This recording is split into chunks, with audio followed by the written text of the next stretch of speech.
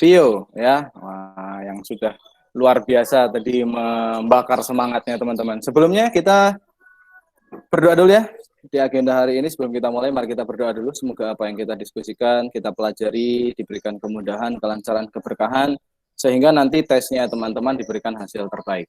Amin. Berdoa, berdoa mulai.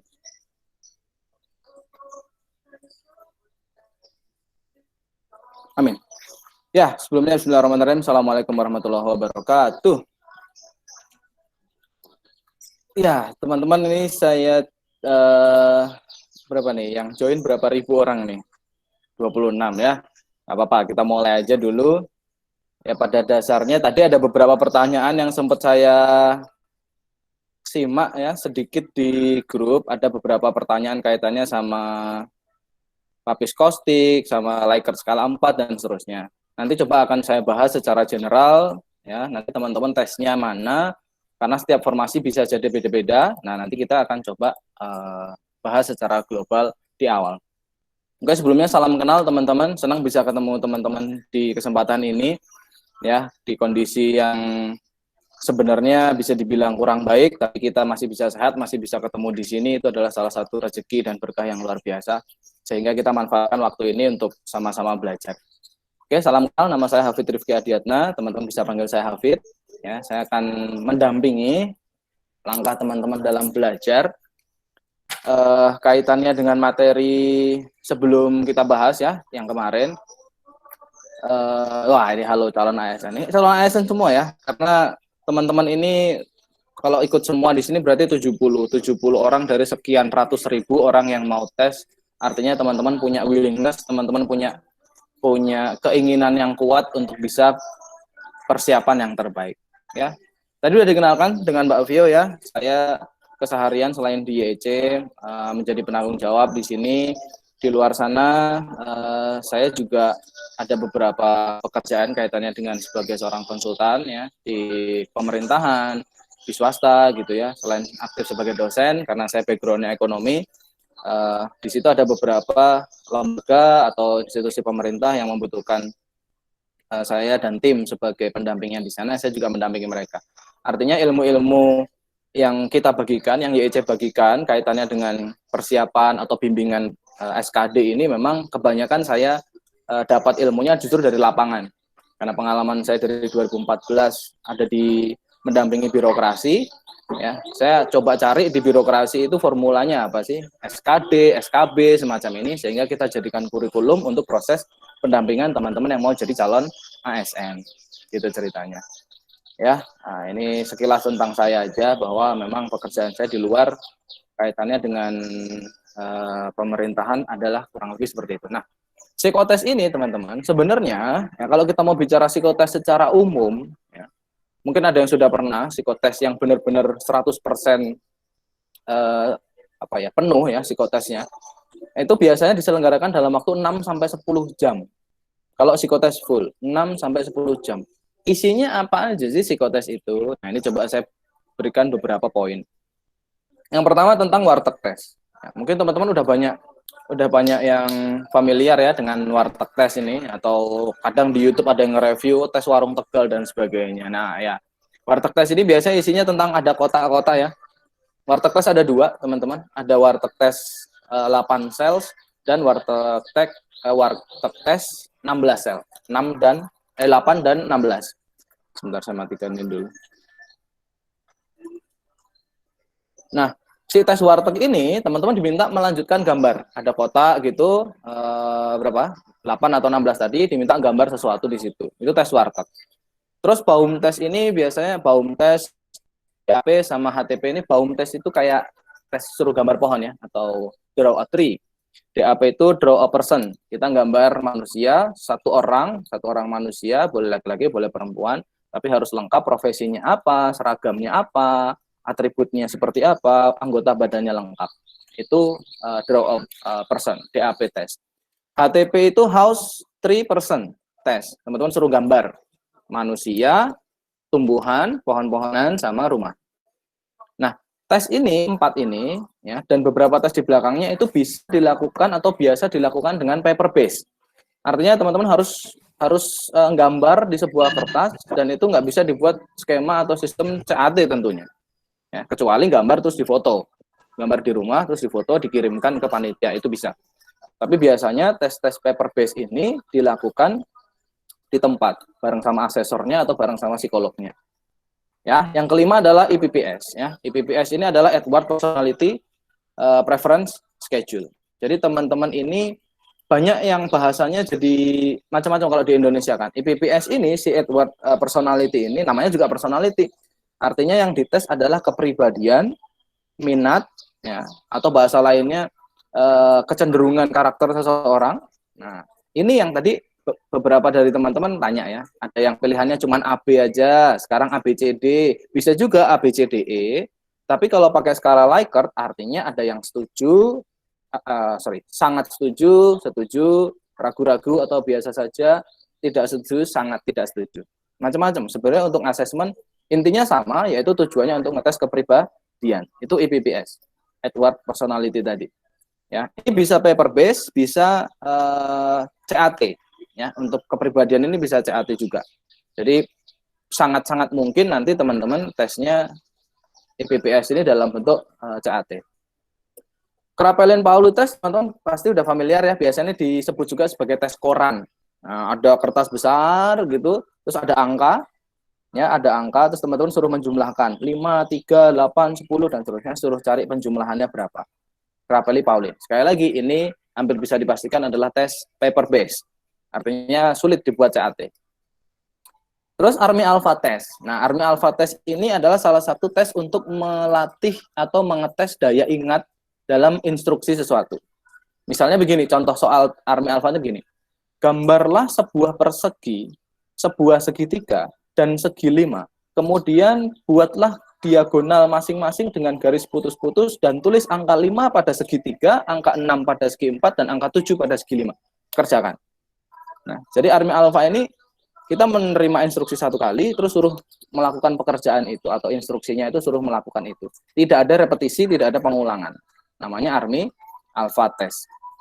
Ya, ini jarang biasanya. Ada yang tahu jarang. Oke, terus yang selanjutnya tes ketelitian. Nah, itu biasanya tesnya soalnya adalah ada 2 kata atau 2 kalimat, nyari ini katanya sama, penulisannya sama apa beda. Kalau beda, perbedaannya di mana. Kalau sama, ya misalnya sama, berarti ya udah tulis aja sama. Kalau beda, bedanya di mana. Itu ketelitian. Lalu tes kode dan ingatan. Biasanya dia dikategorikan. Misalkan bisa kode dan ingatan itu bisa nama orang, bisa nama benda, nama pohon, kode. Ada kode beberapa kolom ya, terus teman-teman nanti disuruh ingat dalam waktu 5 sampai 10 menit, terus dikasih soal. Ini kodenya tadi apa, hayo, ini apa, hayo, dan seterusnya. Bisa akan sebagai materi psikotes. Nah, yang terakhir adalah potensi akademik seperti yang kemarin teman-teman lakukan di tryout dari kami. Ya, jadi untuk teman-teman kemarin itu memang tesnya sangat spesifik karena waktunya cuma 90 menit, yaitu hanya ngetes potensi akademik saja. Ya. Pertanyaan selanjutnya adalah mestinya teman-teman nanya dong, kenapa kok harus ada psikotes gitu? Kenapa sih harus psikotes? Kenapa nggak tes yang lain? Nah, coba saya kasih logika, karena saya memang suka di manajemen SDM.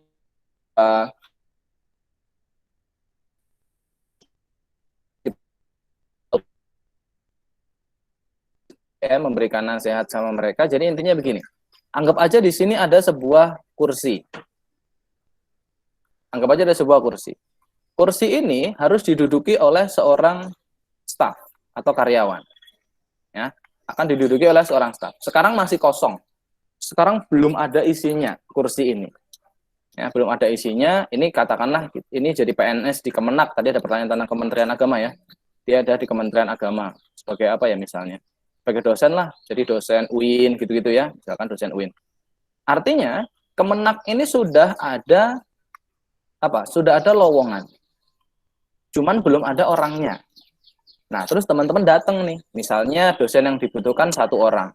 Berarti besok yang tes kan 3 orang. Si A, si B, si C. Si A, si B, si C ini akan tes memperebutkan 1 kursi ini. Ya, kan 3 kali N. Si A, si B, si C. Nah, Kemenak ini, ya, Kemenak ini salah satunya kan psikotes, wawancara, tes praktek kerja gitu ya, kalau Kemenak itu. Nah, Kemenak ini untuk lowongan pekerjaan dosen UIN ini dia sudah punya apa? Sudah punya yang namanya karakter atau requirement atau apa ya? Misalnya ya standar lah. Standar yang dibutuhkan untuk menjadi dosen UIN. Apa aja untuk menjadi dosen UIN? Misalnya, karena kita sebagai dosen itu sebenarnya bukan hanya pengajar ya, dosen itu. Dosen itu harus melakukan yang namanya tridharma. Tridharma itu ya mengajar, melakukan penelitian, dan pengabdian terhadap masyarakat. Tridharma.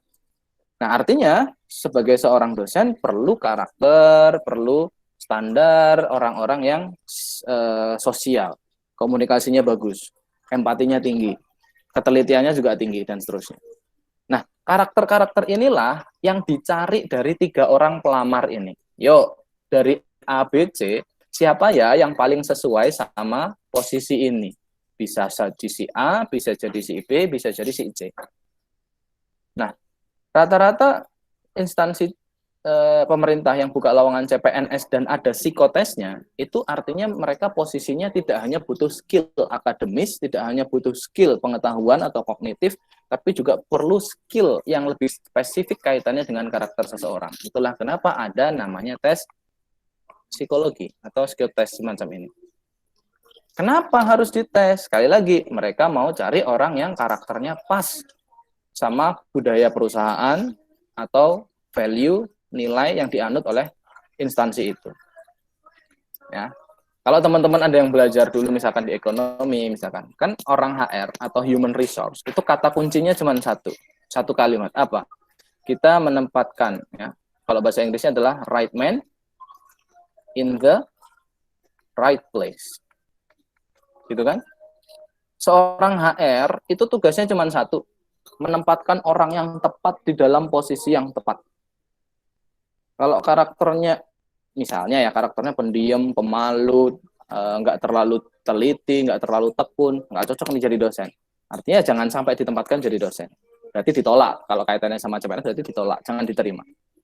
Ya, jadi dengan satu kata kunci right man in the right place ini, seorang HR atau seorang yang melakukan rekrutmen pekerjaan perlu melakukan sebuah screening, perlu melakukan sebuah analisa siapa ya dari kandidat-kandidatku ini yang pas, yang sesuai sama posisi yang kita butuhkan.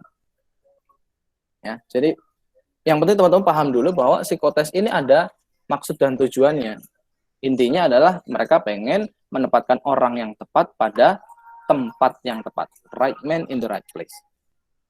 Nah, itulah kenapa untuk psikotes ini jadi ada banyak. Tahapannya jadi banyak. Oke ya, jadi banyak. Ceritanya begitu. Sebentar.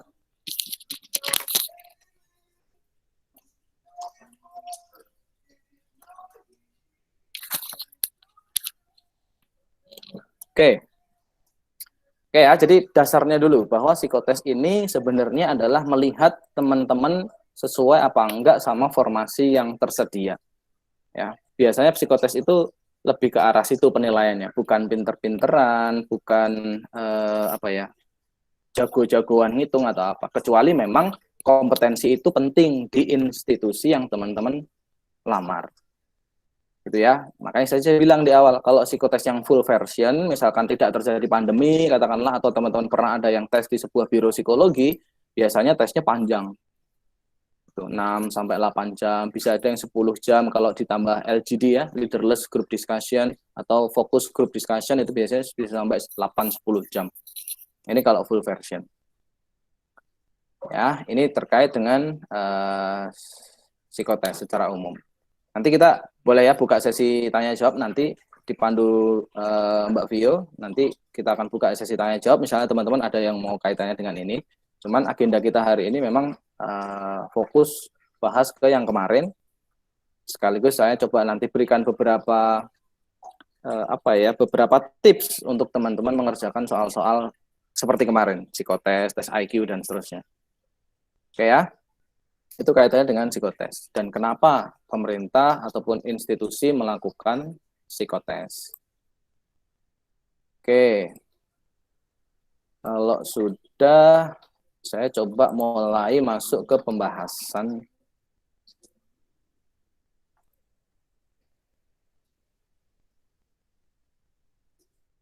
Oke, jadi kalau teman-teman kemarin ada yang baru mulai try out terus kepencet back atau keluar sendiri, ya berarti teman-teman belum melihat isi soalnya.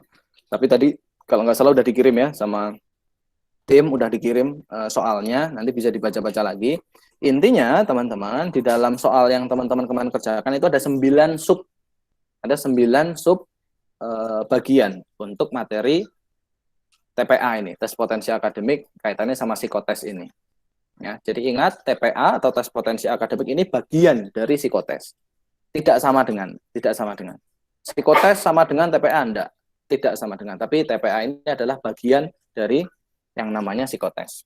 Karena begini teman-teman, sekarang udah bukan zamannya kayak kita kecil dulu. Mungkin ada yang seangkatan sama saya ya, yang umurnya 20 sekian, 28, 26 gitu, atau lebih dari saya. Halo Mas, Mbak gitu.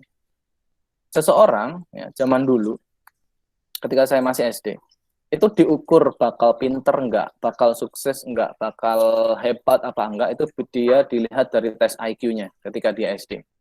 Ya, biasanya teman-teman pernah kan waktu SD di tes IQ.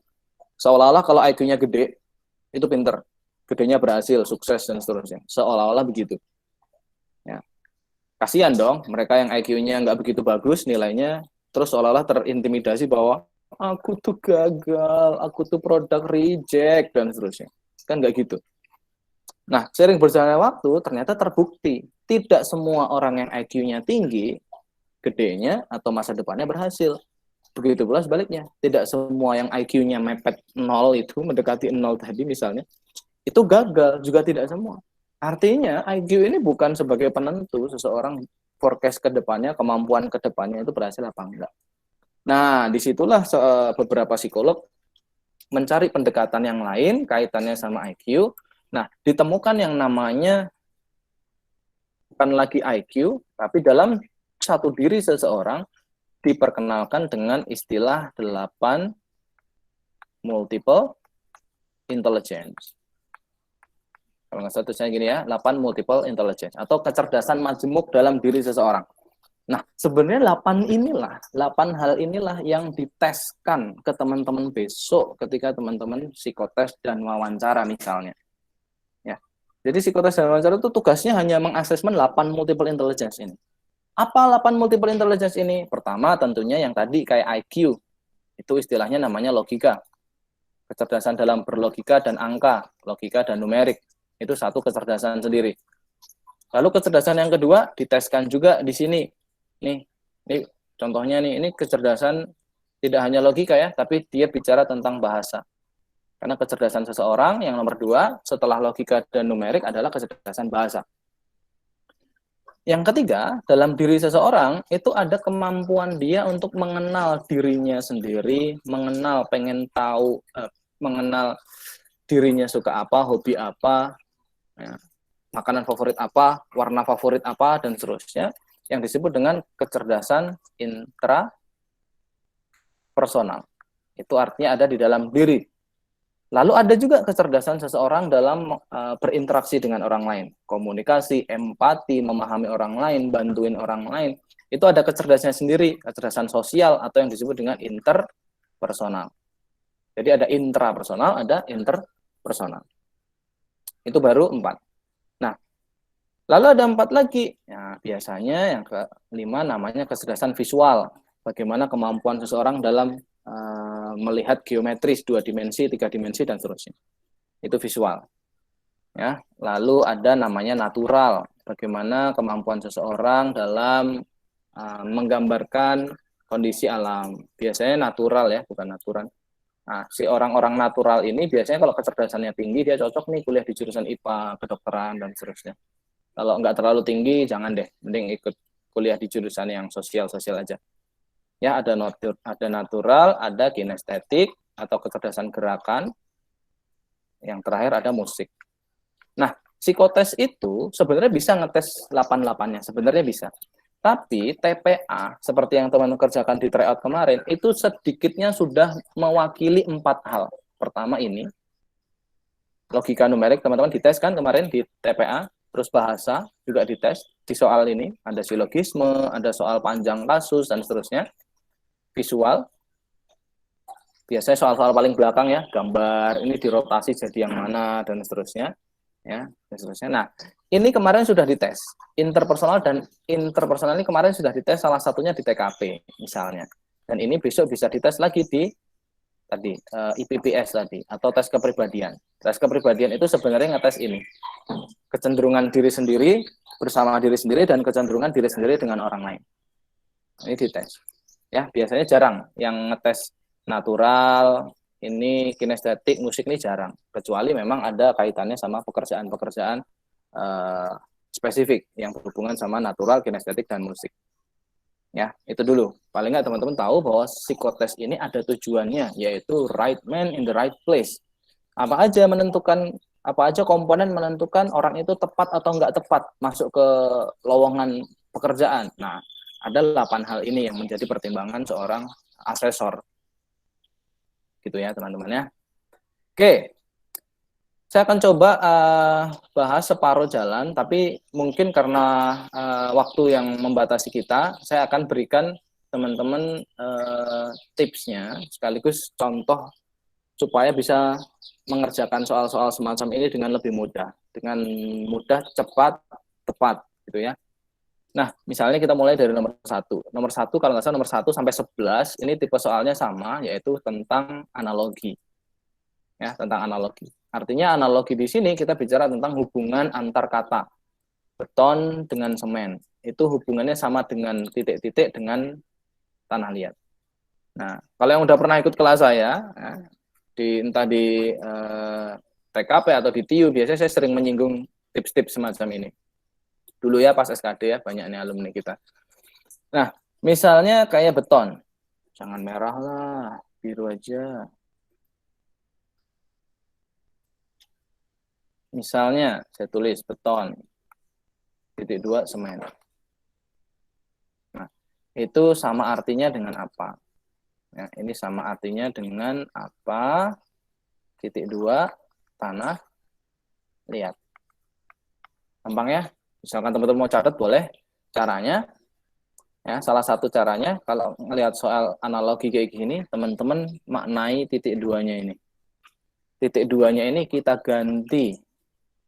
Kita ganti berapa? Maksimal 3 kata.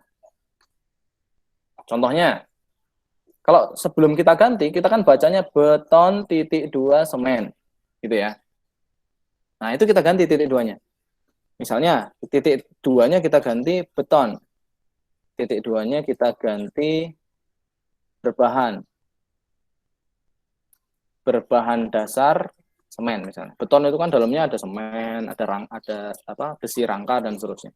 Tapi bahan dasarnya komponen utamanya adalah semen. Nah, berarti titik 2-nya kita ganti berbahan dasar. Beton berbahan dasar semen. Artinya titik 2 yang bawah ini juga harus makna yang sama dengan ini.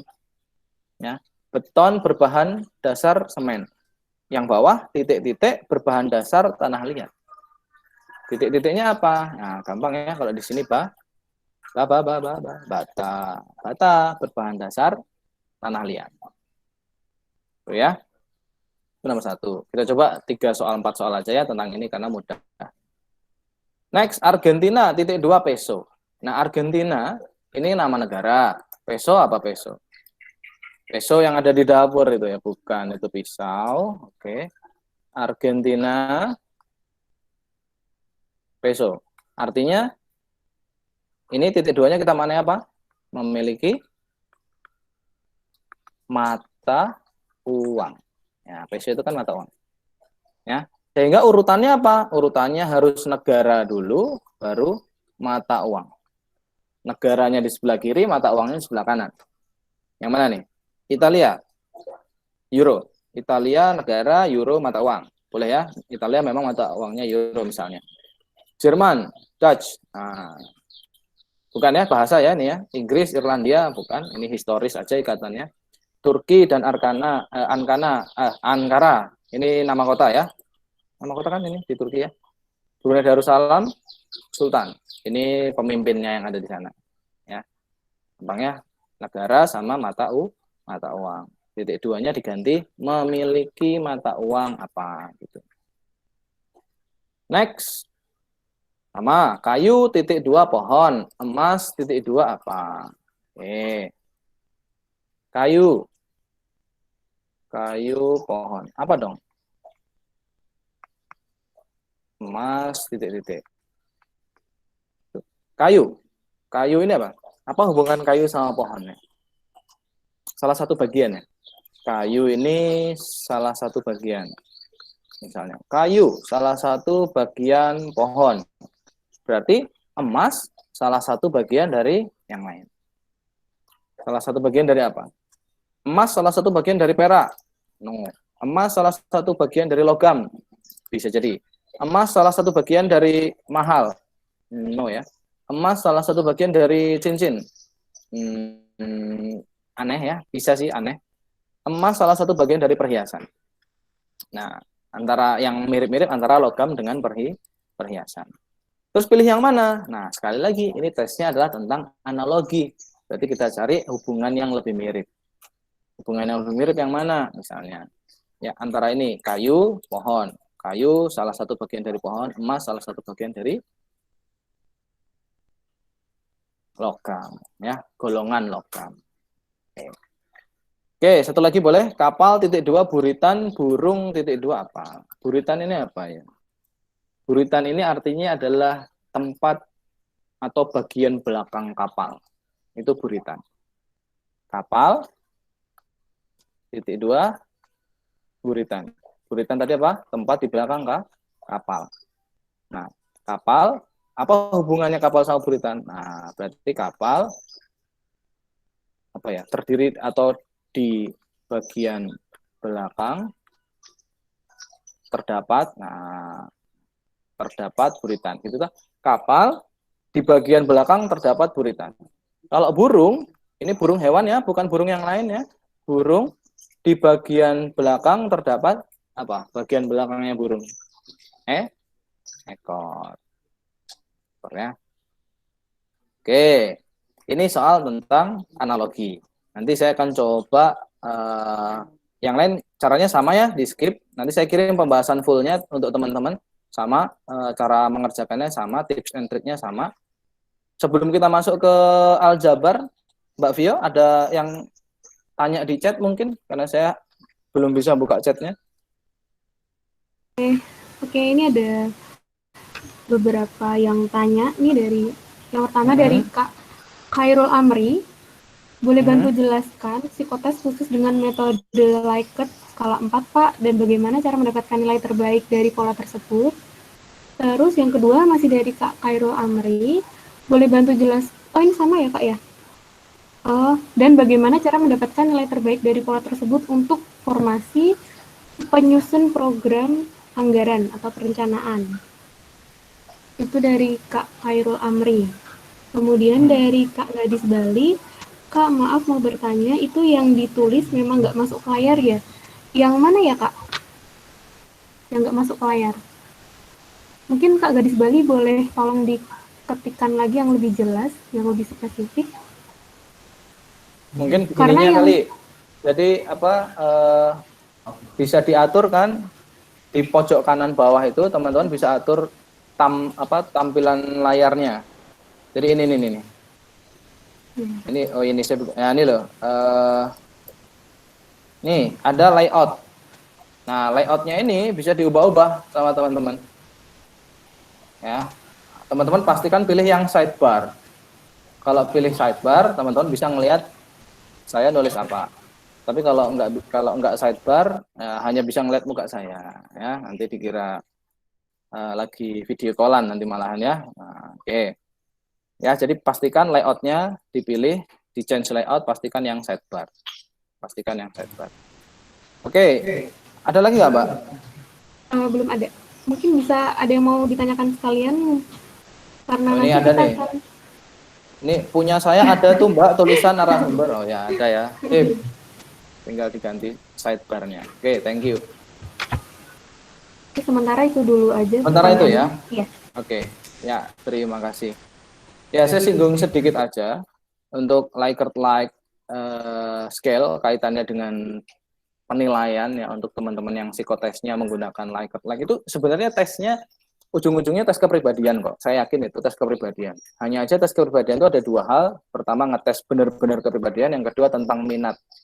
Ingat, dalam diri seseorang itu ada dua hal yang harus diketahui, yaitu yang pertama adalah potensi, atau dalam bahasanya, bahasa awam disebut sebagai bakat, itu potensi, dan apa yang dia mau itu disebut minat. Sekali lagi, bakat itu adalah Tuhan kasih kita apa, minat itu adalah apa yang kita suka, apa yang kita mau lakukan. Nah, jadi tes kepribadian itu sebenarnya mengintegrasikan dua ini. Kalau bakat sama minatnya sama atau mendukung satu sama lain, terjadi sinergi, itu bagus. Tapi kalau bakat sama minatnya tidak mendukung satu sama lain atau kurang mendukung, nah biasanya itu jadi perhatian khusus untuk seorang asesor. Intinya itu aja. Nah, skala scoring Likert itu bisa 4, bisa 5, bisa macam-macam tergantung yang buat. Kalau saya juga pernah yang baca ada yang 7 segala macam. Nah, opsi mana yang baik? Nah, itu setiap poin beda-beda, Kak. Beda-beda. Setiap poin punya preferensi masing-masing. Setiap poin. Tidak bisa digeneralisir, pilih jawaban yang seperti ini. Nggak bisa. Jadi tiap soal punya cara penilaian masing-masing. Dan kalau misalnya mau lebih detail belajar tentang kayak gitu, boleh nanti join program di IEC mungkin atau di lain kesempatan gitu ya, karena jelas di sini saya nggak bisa membahas karena minimal 100 soal. Ya, IPPS itu kalau yang full 225 soal, IPPS yang versi full. Tapi kalau yang versi sebagian itu 100 soal. Yang dites apa? IPPS ini atau kepribadian minat bakat tadi. Yang dites adalah satu, yang paling penting dan paling bisa diamati adalah konsistensi. Ada 100 soal nih. Nah, soal yang mirip itu sebenarnya ada 3. Ada 3 soal yang mirip. Nah, itu tuh jawabannya kita konsisten apa enggak? Itu salah satu tujuan dari IPPS. Kalau konsisten berarti bagus, kalau enggak berarti ada indikasi kebohongan atau ketidakjujuran. Ya, itu kurang lebih begitu. Oke ya, terus saya lanjutkan dulu untuk yang lain. Kalau ada pertanyaan, monggo disampaikan lewat chat aja ya, boleh bebas disampaikan lewat chat. Nanti Mbak Vio yang akan mengakomodir mana yang sesuai dengan topik kita, biar lebih terarah, gitu ya. Oke, itu kaitannya dengan gambaran umum like scale. Karena setiap pertanyaan mewakili preferensi masing-masing. Jadi saya tidak bisa mengeneralisir, pilih jawaban yang ini. Kalau TKP bisa. Kalau TKP bisa. Karena TKP itu ada kunci jawabannya. Ya kan? TKP itu ada kunci jawabannya. Maksudnya ada yang nilai 5, ada yang nilai 4, sampai nilai 1. Kalau tes psikologi itu tidak menilai salah dan benar sebenarnya. Tes psikologi itu tidak menghakimi jawaban Anda itu benar apa enggak. Yang ada hanyalah sesuai atau enggak dengan kebutuhan oleh pemberi kerja. Ya. Sehingga misalnya Mas tadi ngelamar posisinya analis macam-macam tadi, analis keuangan dan seterusnya. Tentunya jawaban yang harus dijawab beda kalau ngelamar jadi dosen. Kalau ngelamar jadi petugas arsip, ngelamar jadi penyuluh BNN, tentunya jawabannya beda. Nggak bisa disamakan. Kenapa? Karena setiap lowongan punya karakteristik masing-masing. Nah, itulah kenapa kalau saya dampingi teman-teman belajar psikotes, kayak kemarin kita IEC jalan 2 gelombang untuk persiapan psikotes, itu tetap saya harus kembalikan ke teman-teman posisinya apa, ngelamar di mana posisinya apa, terus requirement-nya seperti apa, personality yang dibutuhkan oleh instansi itu kita harus tahu dulu. Supaya jawabnya itu tuh bisa klop sama yang dibutuhkan. Nah, itu ada sendiri caranya. Oke ya, saya lanjutkan dulu. Nanti untuk yang lain bisa sambil tanya-tanya di chat boleh. Ini soal tentang aljabar atau matematis ya, matematika. Kalau aljabar ini biasanya nggak jauh-jauh dari rumus-rumus matematika sederhana SMP lah ya, levelnya SMP gitu. Ini tentang eksponensial. Ya, kalau kurang besar coba saya besarkan dulu. Misalkan kayak gini ya. Diketahui 2 pangkat X sama dengan 64, 3 pangkat Y sama dengan 81. Oke, misalnya 2 pangkat X sama dengan 64. Di sisi lain, 3 pangkat Y 81. Nah, caranya gimana? Satu-satunya cara adalah kita harus ngubah ini udah dalam bilangan basis atau dalam angka 2, biarin aja. Nah, yang ini kan belum. 64 ini masih dalam bilangan non-bilangan prima atau bukan bilangan basis. Berarti harus kita ubah dulu. Usahakan sama dengan yang sebelah kiri. Kalau basisnya 2, yang sebelah kanan kita juga bikin 2. 2 pangkat berapa tuh? 64. 64 itu 2 pangkat berapa? Nggak hafal, Kak. Nggak apa-apa. Misalnya nggak hafal, ya bisa pakai yang kayak gini nih. Dulu pas SD diajarin mungkin ya. 64 dibagi 2, 32, dibagi 2, 16, dibagi 2, 8, bagi 2, bagi 2, 4, bagi 2, ini toh. Berarti 2-nya ada berapa? 1, 2, 3, 4, 5, 6. 2-nya ada 6. Berarti 64 itu 2 pangkat 6. 2-nya sudah sama, berarti kepalanya ini juga sama. Artinya X-nya sama dengan 6. Yang ini juga sama, udah dalam bilangan prima kan, biarin aja 3 pangkat Y. Nah, 81-nya ini kita buat jadi 3 pangkat berapa? 81 itu kan 9 kali 9, berarti 3 pangkat 4 ya. Jadi Y-nya sama dengan 4. Pertanyaannya, Pak, mana pernyataan di bawah ini yang benar? Manakah pernyataan di bawah ini yang benar? Yang benar adalah X-nya lebih besar. Yang ini ya. Jadi ini artinya X-nya lebih besar daripada Y. Ini kan artinya mangapnya ke sana ya. Berarti dia lebih besar. X-nya ini lebih besar daripada yang Y. Itu ya, teman-teman. Kaitannya dengan cara ini. Oke. Ini saya agak cepat nggak apa-apa ya, karena ini pertemuan ini juga insya Allah terekam dengan baik, sehingga ini nanti bisa diputar ulang, ya versi siaran ulangnya bisa, nanti kita kasih linknya supaya teman-teman bisa belajar lagi. Nanti kita kasih linknya untuk diputar ulang. Oke ya, kalau ada pertanyaan tetap boleh. Selanjutnya, diketahui panjang salah satu diagonal suatu belah ketupat luasnya L. Berarti ada apa nih? Belah ketupat. Belah ketupat begini ya. Belah ketupat itu ya ini sebenarnya kalau gambar bagus ya kurang lebih ginilah ya, agak bagus sedikit. Terus di sini namanya diagonal, ini namanya diagonal pertama, ini namanya diagonal kedua. Kita review dulu. Luas apa tuh? Belah ketupat itu adalah apa? Diagonal 1 kali diagonal 2 dibagi 2. Itu rumusnya atau persamaannya. Nah, diketahui panjang dari salah satu diagonal ketupat yang luasnya L. Berarti luas ini kita ganti dengan L. Sama dengan 2P. Apa yang 2P ini? Panjangnya. Panjang salah satu diagonal 2P. Ya, anggap aja itu yang D1 ya. D1-nya kita ganti 2P. D2-nya kita mau cari dibagi 2. Boleh ya, sederhanakan ya. 2-nya coret sama ini, boleh. Terus, kalau gitu udah. Terus apa nih? Kita mau nyari D2 toh? Kalau mau nyari D2, berarti P-nya diusir ke kiri. Diusir ke kiri jadi bawahan ya. L per P sama dengan D2. Ya udah, berarti diagonal kedua itu L dibagi P. Gitu toh? Misalnya. Nah, itu yang nomor 2. Yang nomor 13 ya. Nomor 14, 3 buah bilangan P, Q, R dengan sifat 2Q sama dengan R min P. Berapakah P tambah Q tambah R? Oke, hitung-hitungan ya. Kalau hitung-hitungan ya setiap soal mempunyai karakter sendiri-sendiri, mempunyai mekanisme sendiri-sendiri ya teman-teman ya. Apa-apa ya. Oke, kita tulis diketahuinya dulu deh. Gedean. 2Q sama dengan R min P gitu ya.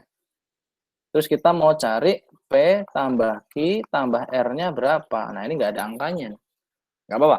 Kita lihat di opsinya aja, teman-teman. Kita lihat di opsi. Di opsi itu yang sering muncul huruf apa? Yang sering muncul. Ini ada P, Q, R. Di sini Q sama P doang. Ini P sama Q doang. Q sama P, R sama P. Berarti yang paling sering muncul di opsi itu huruf P dan Q. Ya kan? Huruf P dan Q itu sering muncul. Yang jarang muncul siapa? R. Ya sudah, dari sini yang R kita ubah aja. Ya, yang R kita ubah. Caranya dikucilkan, dibuat sendirian. Jadi min P-nya dipindah ke sebelah kiri.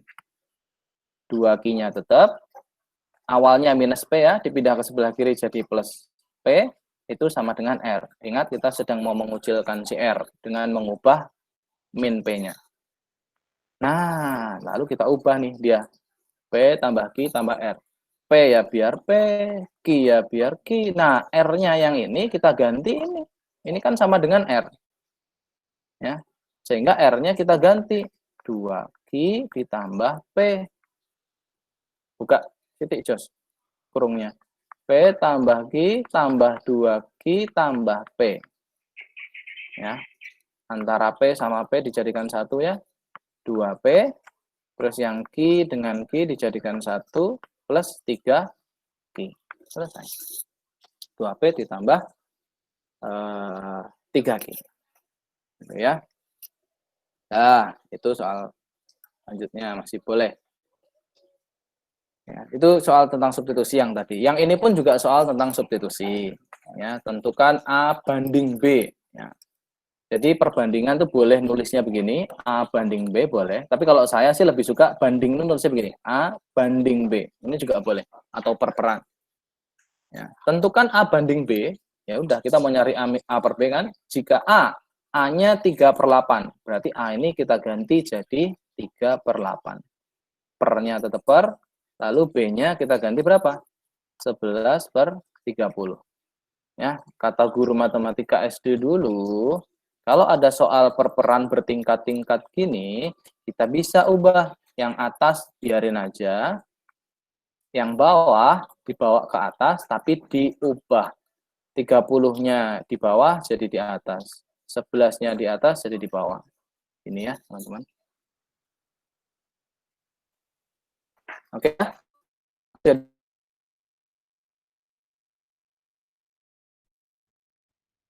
Dua aja ya, bagi 2. Mau 4. Sudah, berarti yang atas 3 kali 15, 45. Yang bawah 4 kali 11, 44. Ya, A banding B. Nah, ini kan pertanyaannya tadi ini, A banding B, berarti ya 45 banding 44. Oke ya, satu lagi boleh deh. Nilai rata-rata satu kelas adalah X. Berapa jumlah nilai siswa sekelas jika banyaknya siswa satu kelas adalah N? Nah, ingat rata-rata teman-teman. Rata-rata itu X bar, gini ya nulisnya ya. Yang namanya rata-rata itu adalah jumlah nilai semuanya dalam satu kelas dibagi jumlah siswa. Itu rata-rata. Nah, katanya, kata soal ya, kata soal rata-rata suatu kelas itu X. Ya udah, berarti X barnya ini X. Berapakah jumlah nilai sekelas? Berarti yang ditanya adalah ini, jumlah nilainya yang ditanya. Jika banyaknya siswa dalam satu kelas adalah N. Ya sudah, berarti jumlah siswa kita ganti N. Kita ganti N. Yang atas yang mau kita cari.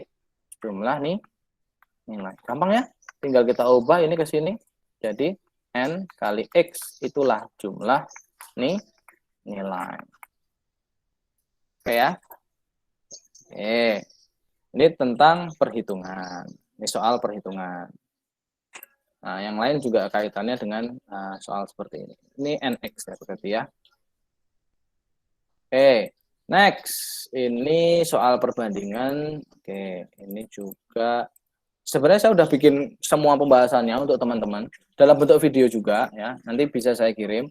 Nah, saya lebih tujuan pembahasan ini lebih banyak mau memberikan tips-tips untuk teman-teman aja yang sekiranya perlu diperhatikan. Contohnya di sini. Ya, yang perhitungan saya skip dulu ya. Karena tips-tips saya ada di bagian tengah ke belakang juga banyak. Misalnya ini teman-teman. Ya. Ini adalah deret huruf. Ya, C, E, G, I, dan seterusnya. Ini deret huruf ya. Deret ada dua, deret huruf dan deret angka. Biasanya loh ya, alumni-alumni YC itu ketika saya dulu ngajar gitu, ketika saya tanya, teman-teman kalau ngerjakan soal deret huruf gimana? Dibuat dulu mas, ditulis A sampai Z. Oke, terus A itu 1, B itu 2, C itu 3, Z itu 26, dan seterusnya. Boleh, itu tidak haram, boleh. Tapi bagi saya itu lama. Ya. Caranya gimana paling mudah? Nah, saya kasih ke teman-teman ini. Biar lebih siap, ya, lebih mantap besok kalau mau tes. Caranya gampang, tapi rahasia ya, jangan dikasih tahu siapa-siapa ya. Misalnya, boleh deh kasih tahu siapa-siapa boleh. Ada C, ada E, ada G, ada I.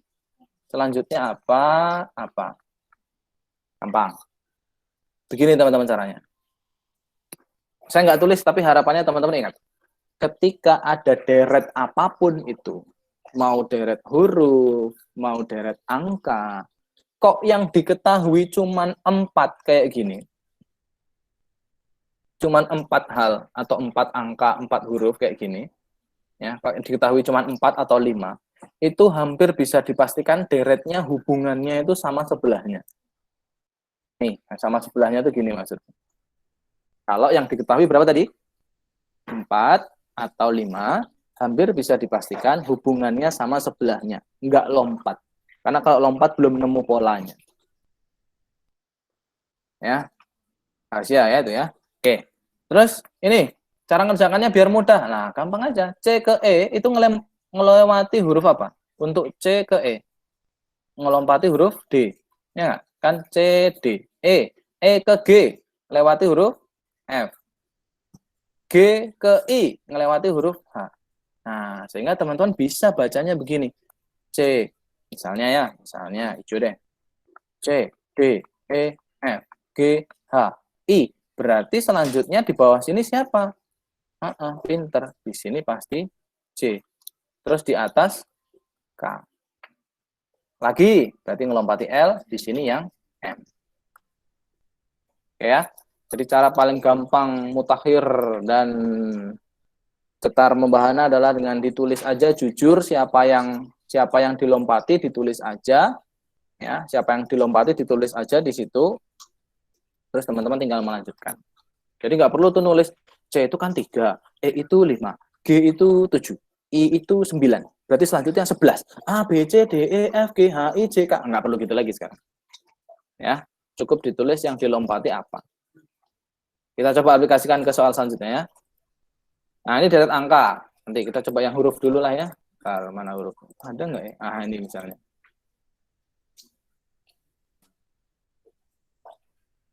Ini ya. Oke, kita coba. D, L, F, J, entah, J, F. Nah, seperti tadi saya bilang. Kalau yang diketahui cuma 4 atau 5, hampir bisa dipastikan sama sebelahnya. Kalau 4 sampai 5. Ini yang diketahui berapa? 6. Atau deretnya panjang. Jadi kita langsung cek. Ya, sebenarnya boleh sih cek sama sebelahnya. Gini caranya. Cek sama sebelahnya. D ke L itu naik ya. Abjadnya naik. Bertambah. Tapi L ke F, nah kok turun lagi? F ke J, kok naik lagi? Berarti deretnya bukan begitu. Nah, deretnya langsung kita lompati aja. D, F, entah di sini, terus J. Itu aja polanya. D ke F, ngelompati huruf E. F ke entah ke J. Kita coba aja lompat satu. F lompati G, jadilah H. H ngelompati I, jadilah J. Oh, pas toh? Gitu. Terus yang sebelah sini juga L ke J. Nah, itu kan mundur nih. Aku nggak hafal ya mas, coba. Karena problem kita sebagai manusia itu A sampai Z saya yakin hafal. A, B, C, D, E, F, G, H, I, J, K, L, M, N, O, P, Q, R, S, T, U, V, W, X, Y, Z. Hafal. Tapi coba Z ke A. Hafal nggak? Z. Pasti mikir kan? Z, Y, X, V, dan seterusnya. Lama. Makanya nggak apa-apa ketika abjadnya berkurang kayak gini, ya udah dari kiri ke kanan aja kita bacanya. Ya, jadi bacanya justru begini. Nah, dari J ke L. Habis J apa? J, K, L. Nah, terus ini apa? sebelum J itu I, sebelum I, H. Sama kayak bacanya tadi ya. H, H, I, J, K, L. Mantap. Berarti H dan H. Gitu ya. Jadi tidak harus mundur, apal mundur nggak harus. Ya, ini juga gitu sama ya. Nah, nanti caranya sama. Oh, cuma dikit ternyata. Rahasianya gitu tadi. Saya kembali ke soal yang ini misalnya ya, deret angka ya. Deret angka ada 23, 24, entah 33, 38. Yang diketahui berapa? Yang diketahui cuma 4. Artinya hubungannya pasti sama sebelahnya. 23 ke 24. Diapain? Tambah 1. Nggak tahu. Atau ginilah ya, biar lebih skematis. Nah, ini. 23 ke 24 tambah 1. Yang kita ketahui 33 ke 38 tambah 5. Ya. Ada yang nemu polanya kemarin? Kayaknya banyak yang jawab benar deh. Urut ya, ini plus 1, di sini plus 2. Jadi 24 tambah 2, 26. Lalu plus 3, ketemu 2, 9. Lalu plus 4, ketemu 3, plus 5, ketemu 3, 8. Jadi polanya tambah 1, tambah 2, tambah 3, tambah 4. Nah, polanya seperti itu. Itu pola deret. Yang ini, deret khusus ini. Ya, jadi yang 26 sama 29. Oke ya, next. Nah, ini deretnya polanya beda lagi. Nah, deret angka itu deret yang polanya paling unlimited. Karena dibuat hubungan kayak apapun buahnya. Kalau deret huruf kan terbatas. Karena huruf itu cuma 26, A sampai Z. Kalau angka, bisa dibikin koma-koma, bisa dibikin perperan, bisa dibikin bilangan bulat kayak gini, dan seterusnya. Oke ya, 5, entah, 20, 100. Nggak tahu. 475, 470. Ada yang ketemu kemarin? Banyak ya? Yang sudah tahu aja, yuk kita hitung 20 ke 100 ini bisa ditambah 80, bisa dikali 5. 475 ke 70, kemungkinan cuma 1 ya, dikurangi 5. Dikurangi 5. Nah, gimana nih? Nah, kalau saya menyarankan, karena yang diketahui cuma 2, nyari yang punya kemiripan. Ini berarti. Angkanya sama-sama 5. Angkanya sama-sama 5 kan? Nah, berarti ada pengali, ada pengurangan. Oke, kita coba dulu perkalian. 25. Kalau 5, kalau kita kalikan 5, ketemunya berapa? 5 kali 5? 25. Nah, habis kali 5, dikurangi 5. Ya, habis kali 5, kurangi 5. Kali 5 lagi. Nah, berarti di sini saatnya kurangi 5. Ketemu berapa? 95. Terus habis 95 diapain? 95 dikali 5 lagi. Dikali 5 ketemu 475. 475 dikurangi 5 lagi, ketemu 470. Pas ya, berarti polanya kali kurang. Ya. Intinya tipsnya adalah ketika teman-teman hanya tahu 2 hal yang diketahui, kayak soal ini tadi, ya, kayak soal ini tadi, ya kita cari yang mirip polanya. Mas, ini kan ditambah 80 bisa, iya. Tapi karena yang diketahui cuma 2, kita mencari pola yang paling mungkin, yaitu pola yang angkanya sama. Oke ya, jadi 25 dan 95. Oke, next. Ini apa kabar nih? 28, 65, dan seterusnya. Kita coba ya. Ada 28. Hati-hati. 65, 126, 217. Misalnya. Diketahuinya berapa? 4. Berarti sama sebelahnya. 28 ke 65 ini diapain ya? Cuman mungkin satu hal ya, yaitu ditambah 27. Ya, tambah 27 apa 37? Tambah 37 ya. Tambah 37. 65 ke 126 tambah 61. 126 ke 217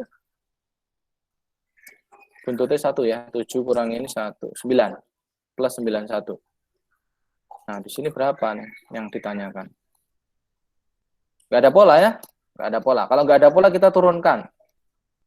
37, angka 37 ke 61 itu ditambah berapa ya?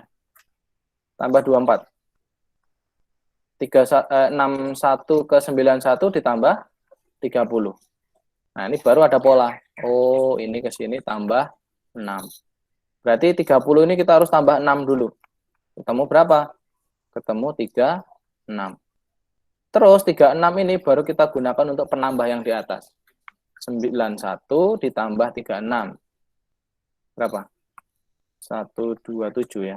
127. 217 ditambah 127. Cari yang buntutnya 4. 7 tambah 7 buntutnya 4. Udah nggak usah dihitung depannya, udah ada tuh jawabannya C. Gitu aja ya. Kalau saya sih lebih menyarankan kalau buntutnya nemu 4, di pilihan ganda cuman 1 kemungkinan yang buntutnya 4 ya langsung dipilih aja pasti benar. Ya, teori buntut namanya. Gitu ya tentang deret. Oke, mungkin boleh dibuka sesi pertanyaan dulu Mbak Vio biar ada interaksinya. Jadi saya sambil minum-minum dulu boleh? Iya, iya. Jadi ini udah ada terkumpul beberapa pertanyaan.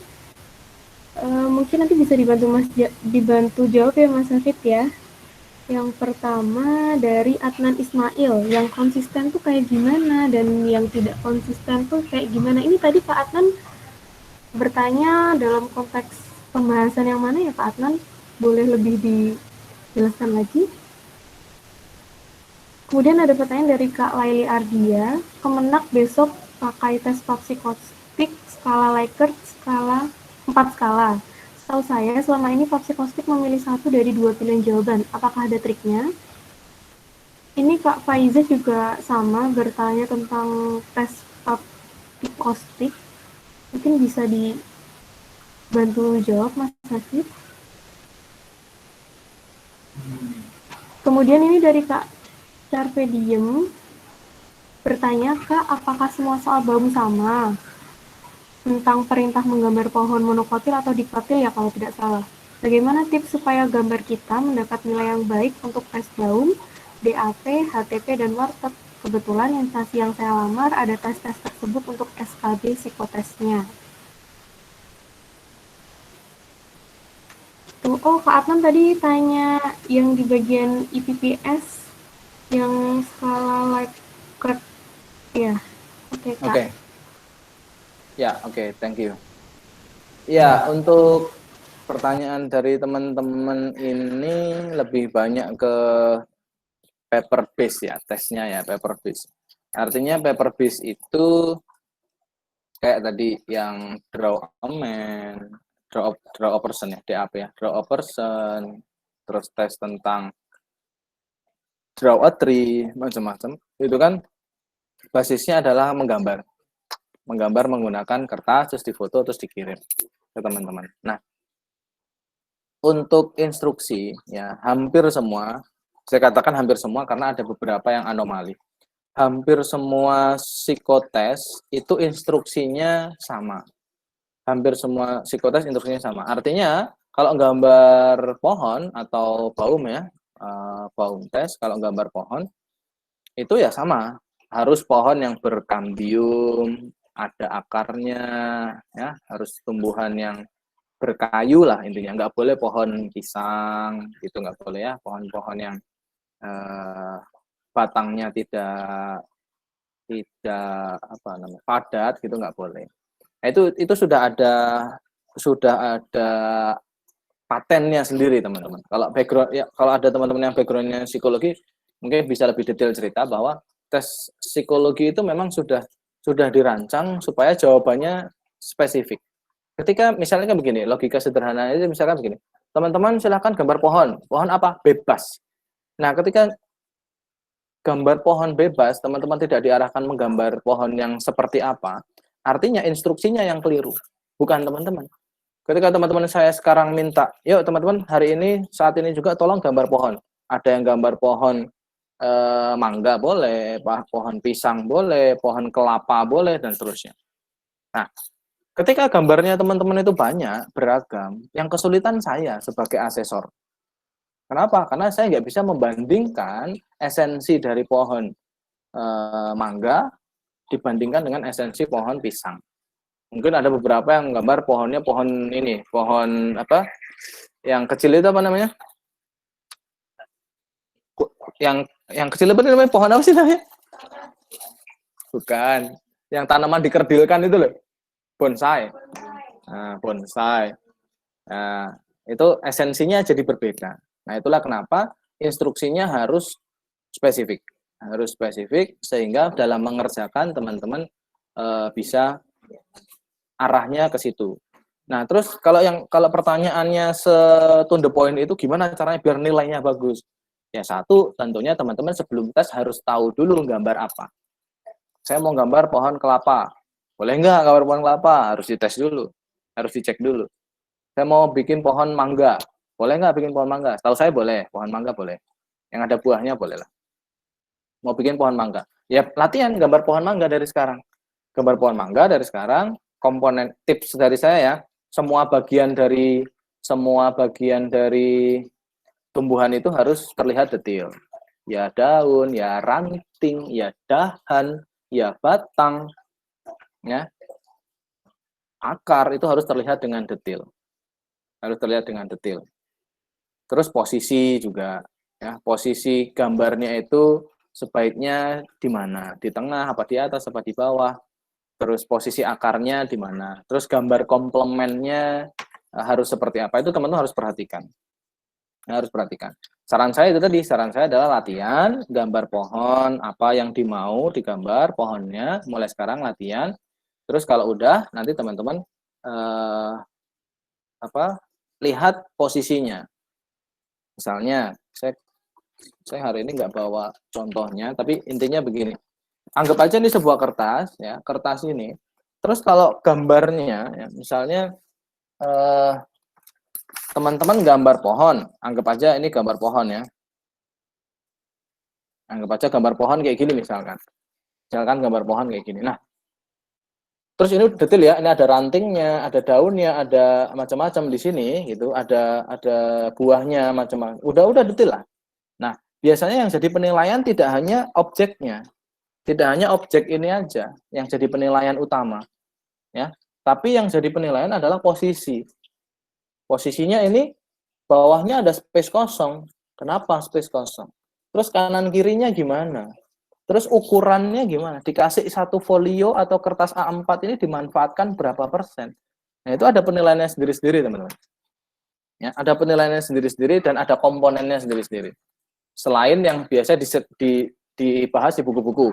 Kalau di buku-buku itu kan biasanya arsiran, ya, terus jumlah buah yang ada di dalam pohon itu menggambarkan apa. Itu banyak banget di buku yang udah bahas. Tapi selain dari itu, saya menyarankan bahwa teman-teman harus perhatikan komposisinya. Komposisinya seperti apa di bagian kertas itu dan seterusnya. Ya. Itu kaitannya dengan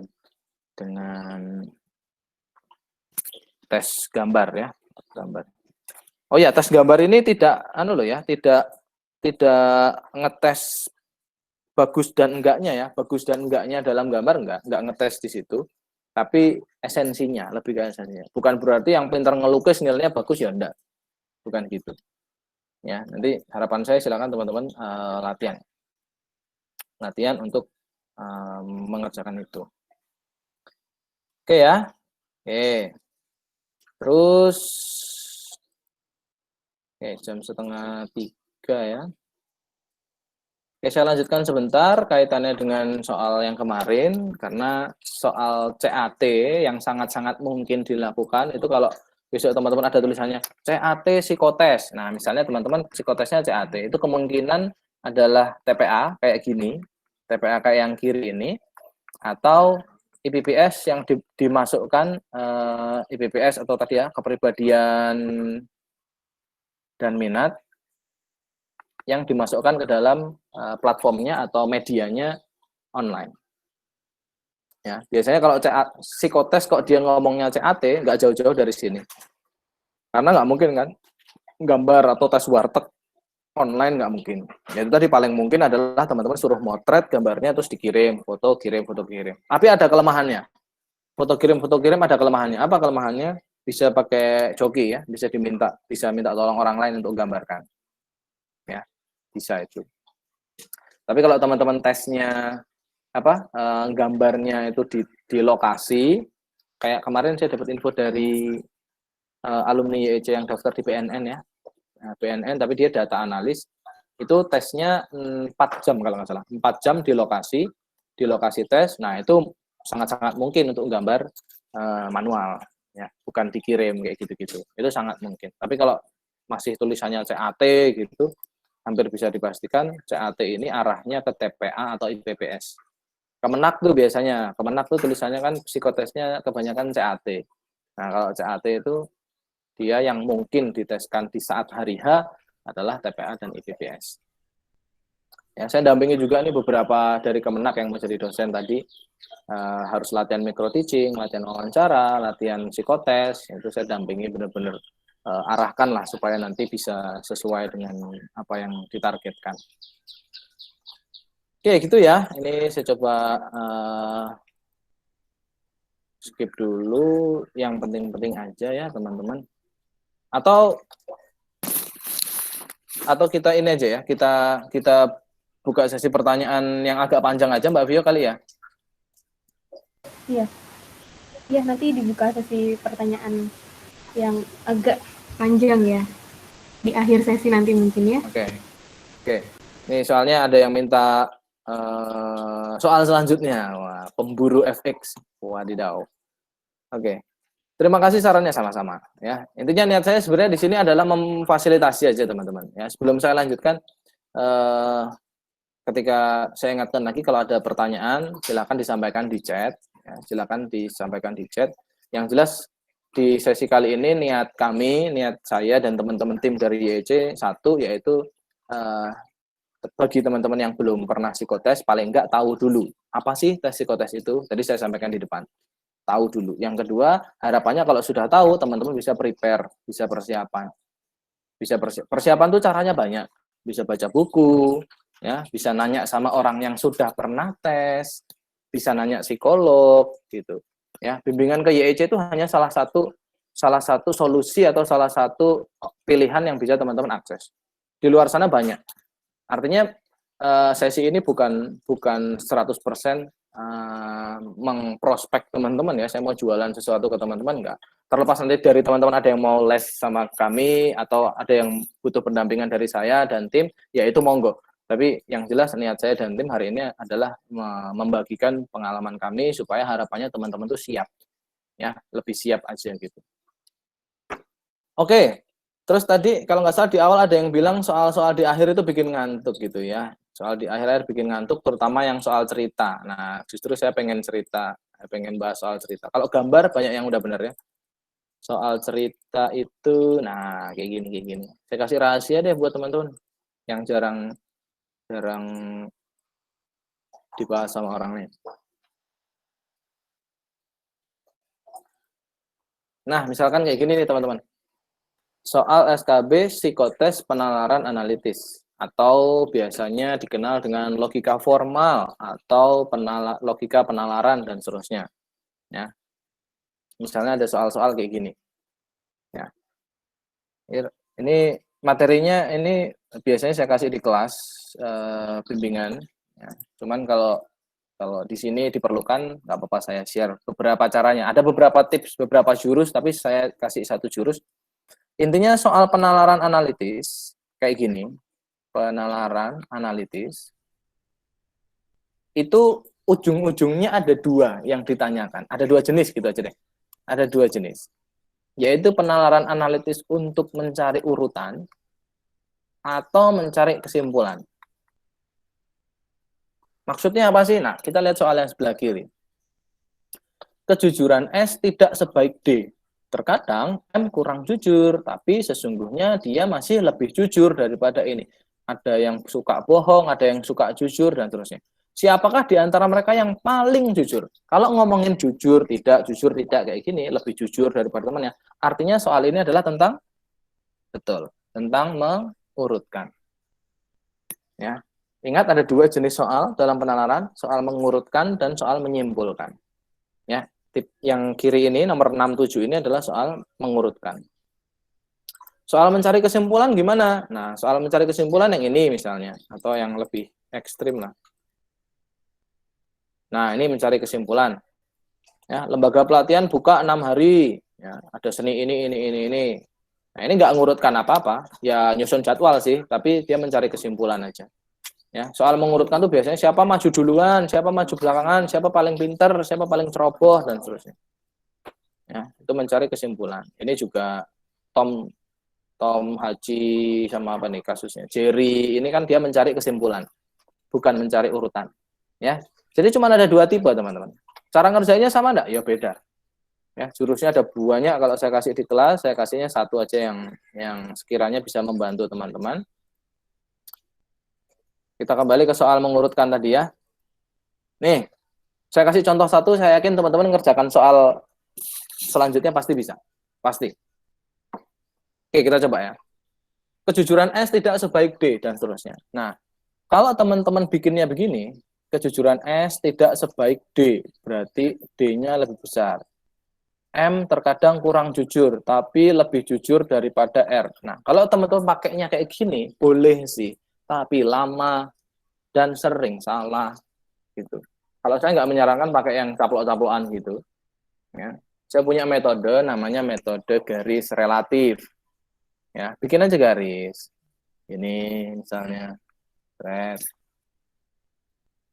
mendatar. Mas, boleh nggak kalau garisnya tidur horizontal gini? Ya boleh, bebas. Yang penting garis. Ya, garis. Terus habis dibuat garis, jangan lupa dibuat patokannya. Karena kan kita ngomongin garis relatif, berarti harus ada patokan. Di sini ngomongin apa sih? Ngomongin jujur dan tidak jujur atau kurang jujur.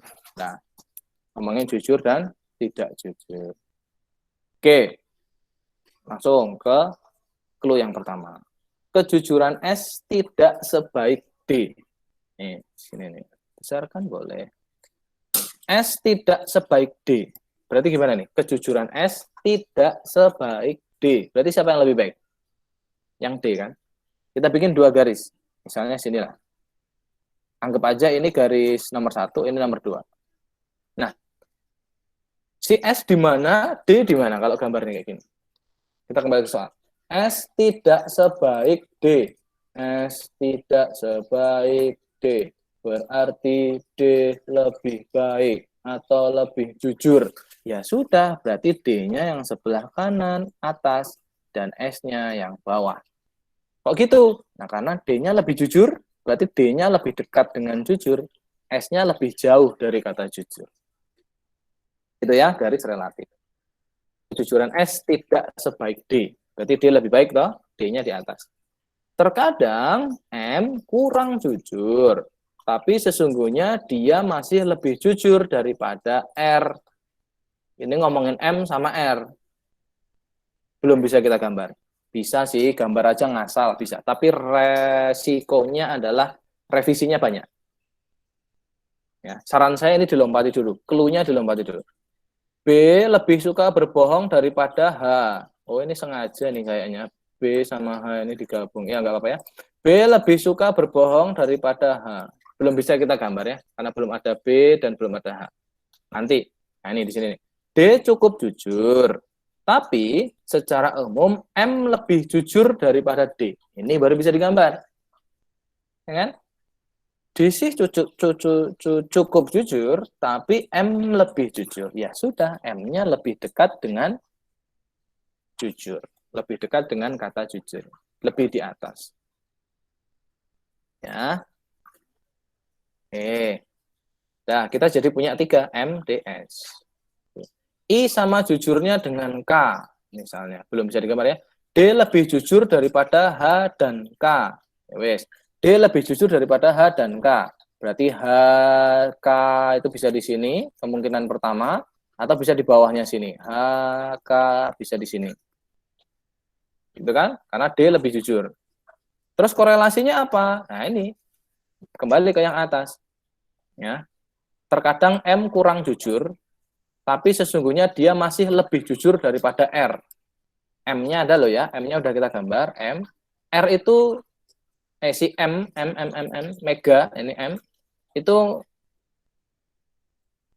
sakjane ya rada kurang jujur, tapi dia masih lebih jujur daripada R. Berarti kan R-nya pasti di bawahnya dia. R itu pasti bisa di sini. Ini kemungkinan kedua.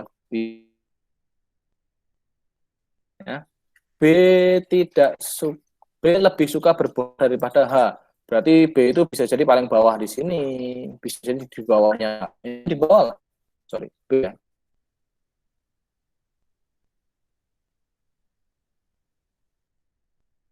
Yang jujur paling atas, yang enggak ada yang lain. M ya, udah pasti. Ya. Kalau ada yang bingung nanti diulang pelan-pelan, diulik pelan-pelan. Diulik pelan-pelan. Ya, paling jujur. Nah, ini yang lebih millennials banget nih, ya, millennials ideals sekali nih. Bagi yang belum menikah, ya, angan-angannya biasanya kayak gini nih. Yuk, Rocky ingin nikah sebelum punya rumah. Cakep. Berjuang dari nol ya, Mas. Ya, Dek. Oke. Rocky ingin nikah sebelum punya rumah. Nah, berarti kita ada awal, kan ngurutkan timeline, Pak. Ada awal, ada akhir. Rocky ingin nikah sebelum punya rumah. Berarti nikah dulu. Ya, nikah dulu. Ini 1, ini 2. Nikahnya di nomor berapa? Rocky ingin nikah sebelum punya rumah. Berarti nikahnya lebih awal, lebih dekat dengan kata awal. Baru yang punya rumah. Kan gitu toh, nikahnya lebih awal, berarti nikahnya lebih di atas. Oke ya. Ingin dapat kerja sebelum nikah. Nah, berarti nikahnya di sini, ya, nikahnya di situ, berarti kerjanya di atasnya, kerja. Bagus nih. Terus, setelah dapat kerja, ingin punya usaha sambilan. Ya, setelah dapat kerja, ingin punya usaha sambilan. Ya udah, bikin aja di sini. Nih, sambilan. Bikin usaha apa ya? Bikin bimbel gitu misalnya. Janganlah ya. Biar dia aja, kamu jangan. Ingin punya anak setelah punya rumah. Nah, rumahnya di mana? Ya, nggak tahu ya, saya juga nggak kenal sama Rocky. Ya, rumahnya di ini maksudnya. Ingin punya anak setelah punya rumah, berarti anaknya di bawah. Nah, ingin menikah setelah punya usaha sambilan. Ya, sudah ya, sambilan terus nikah. Ya, ingin menikah setelah punya usaha sambilan. Dan ingin punya usaha sambilan sebelum punya rumah. Benar ya? Ingin punya usaha sambilan sebelum punya rumah. Jelas. Sambilan dulu, baru rumah. Udah toh? Gitu toh? Wah, ini ideal sekali ya. Millennials yang pengen ideals. Ya. Tapi kembali lagi, manusia hanya dapat berencana, Tuhan yang menentukan. Tapi semoga Rocky berhasil. Ya. Kalau memang benar-benar ada nih Rocky. Oke, berarti urut dari depan ke belakang. Pertama, kerja. Dapat kerja, buat sambilan, nikah, punya anak, punya rumah, baru punya anak. Ini ya, saya kerja dulu, sambilan, di situ nikah, rumah, anak. Nah ini bagi Rocky. Kalau bagi teman-teman mungkin ada yang punya rumah dulu lah, baru nikah, nah, misalkan, biar keren. Yang penting jangan punya anak dulu lah, baru nikah, jangan ya, jangan, tolong dihindari seperti itu. Ini ada pesan moralnya loh ya di sini. Oke ya. Next. Nah, ini cari kesimpulan aja nih. Kala adalah seorang yang sulit disuruh makan, bersedia makan nasi jika sudah dibelikan makanan favoritnya. Jika sudah punya permen coklat, Kala bisa melupakan roti keju. Nah, berarti permen coklat ini sangat-sangat favorit ya, roti coklat. Roti keju lebih disukai daripada es krim, dan seterusnya. Ini kalau teman-teman baca sebenarnya sederhana. Ya, yang paling menang ya permen coklat ini, udah jelas ini. Karena permen coklat itu bisa menggeser roti keju. Sementara yang lain ngomongin roti keju terus. Ngapain ngomongin roti keju? Orang dia punya roti keju aja ditukar sama permen, ya kan? Nah, jadi permen sederhana sebenarnya. Tapi bacanya memang harus pelan-pelan. Apa ya? Oke, saya kasih coba nih soal lain yang tentang menyimpulkan. Lembaga pelatihan buka setiap hari dengan 6 pelatihan utama. Iya. Oh, maksudnya buka tiap hari. Oke, kalau tiap hari itu kita nulis nama-nama hari, apal ya teman-temannya. Senin, Selasa, Rabu, Kamis, Jumat, Sabtu. Jangan Minggu ya, Ahad aja ya biar bagus. Ahad. Oke. Lembaga pelatihan buka setiap hari dengan 6 pelatihan utama, yaitu seni suara, lukis, olahraga, tari, musik, drama, dan seterusnya. Setiap hari hanya ada 1 pelatihan utama, tapi tiap 2 hari sekali ada tambahan bahasa. Oke, awal minggu dimulai dengan hari Senin. Oke, nice info, Gan. Oke. Awal minggu dimulai hari Senin, pada hari Rabu, nah ini, diberikan pelatihan seni lukis dan bahasa. Oke, Rabu ini isinya seni lukis dan bahasa. Oke, Rabu. Lukis ya, serapa pola, cilik soalnya. Seni lukis dan bahasa, terus jadwal lainnya apa? Ya, tinggal kita urutkan sesuai dengan kriteria. Oke, saran saya teman-teman, ini soal bukan mengurutkan. Kalau mengurutkan itu tadi pakai garis. Ini soal tentang mencari kesimpulan. Ya, teman-teman cari clue yang sudah pasti dulu. Cari clue yang sudah pasti, tidak harus urut. Misalnya nih, olahraga di antara seni lukis dan seni drama. Seni lukis kan Rabu. Ya, seni lukis kan Rabu. Olahraga di antara seni lukis dan seni drama. Kalau kita baca clue yang pertama, ya, berarti olahraga itu bisa Selasa, bisa Kamis. Ya enggak? Terus dramanya bisa Senin, bisa Jumat. Yang penting olahraganya dijepit di antara dua-duanya. Belum pasti toh? Nanti aja nulisnya. Yang sudah pasti dulu. Sama toh kayak mbak-mbak pengen yang pasti-pasti toh. Ini juga. Seni lukis diberikan 2 hari setelah seni tari. Nah ini. Seni lukis diberikan 2 hari setelah seni tari. Berarti seni tari hari apa, coy? Hah? Hari apa? Senin. Ya toh? Tari di sini. Tari 2 hari. Seni lukis diberikan 2 hari setelah seni tari. Berarti Senin, 2 hari kemudian seni lukis. Gitu loh. Ya. Terus, olahraga ada di antara seni lukis dan seni drama. Baru kita bisa masukkan. Olahraga di antara ngelukis sama drama. Berarti mau nggak mau dramanya hari Jumat. Habis sholat Jumat ya. Di sini. Apa gimana? Drama. Jumat drama. Di sini Kamis olahraga. Wah, kok olahraganya Kamis ya? Malam Jumat.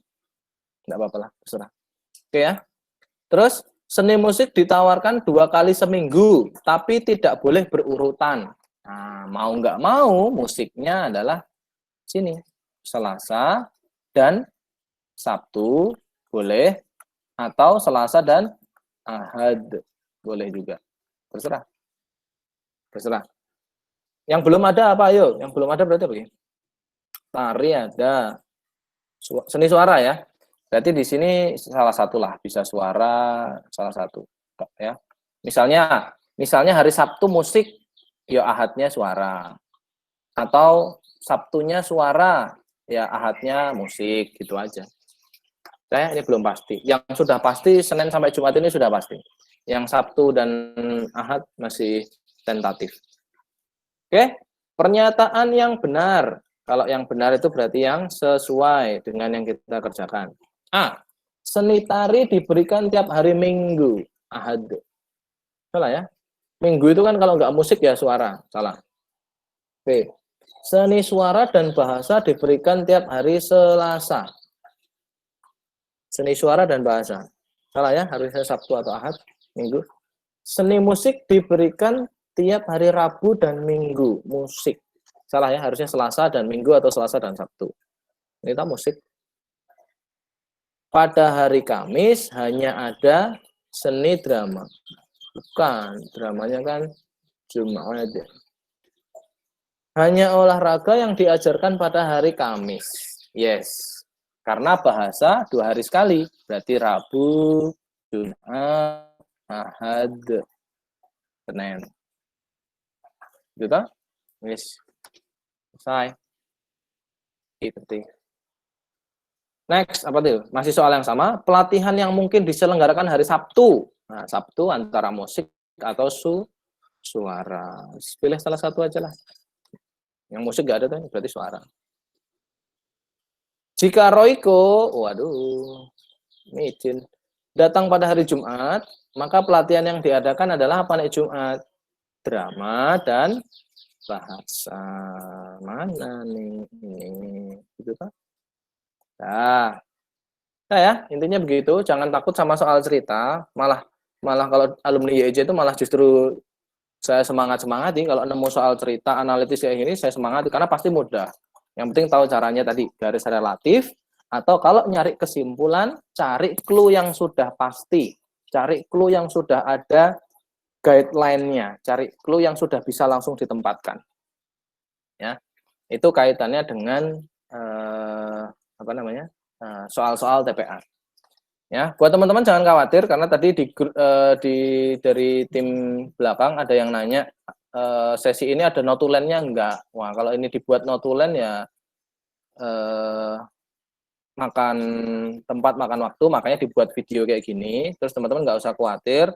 Nanti ya, sebentar.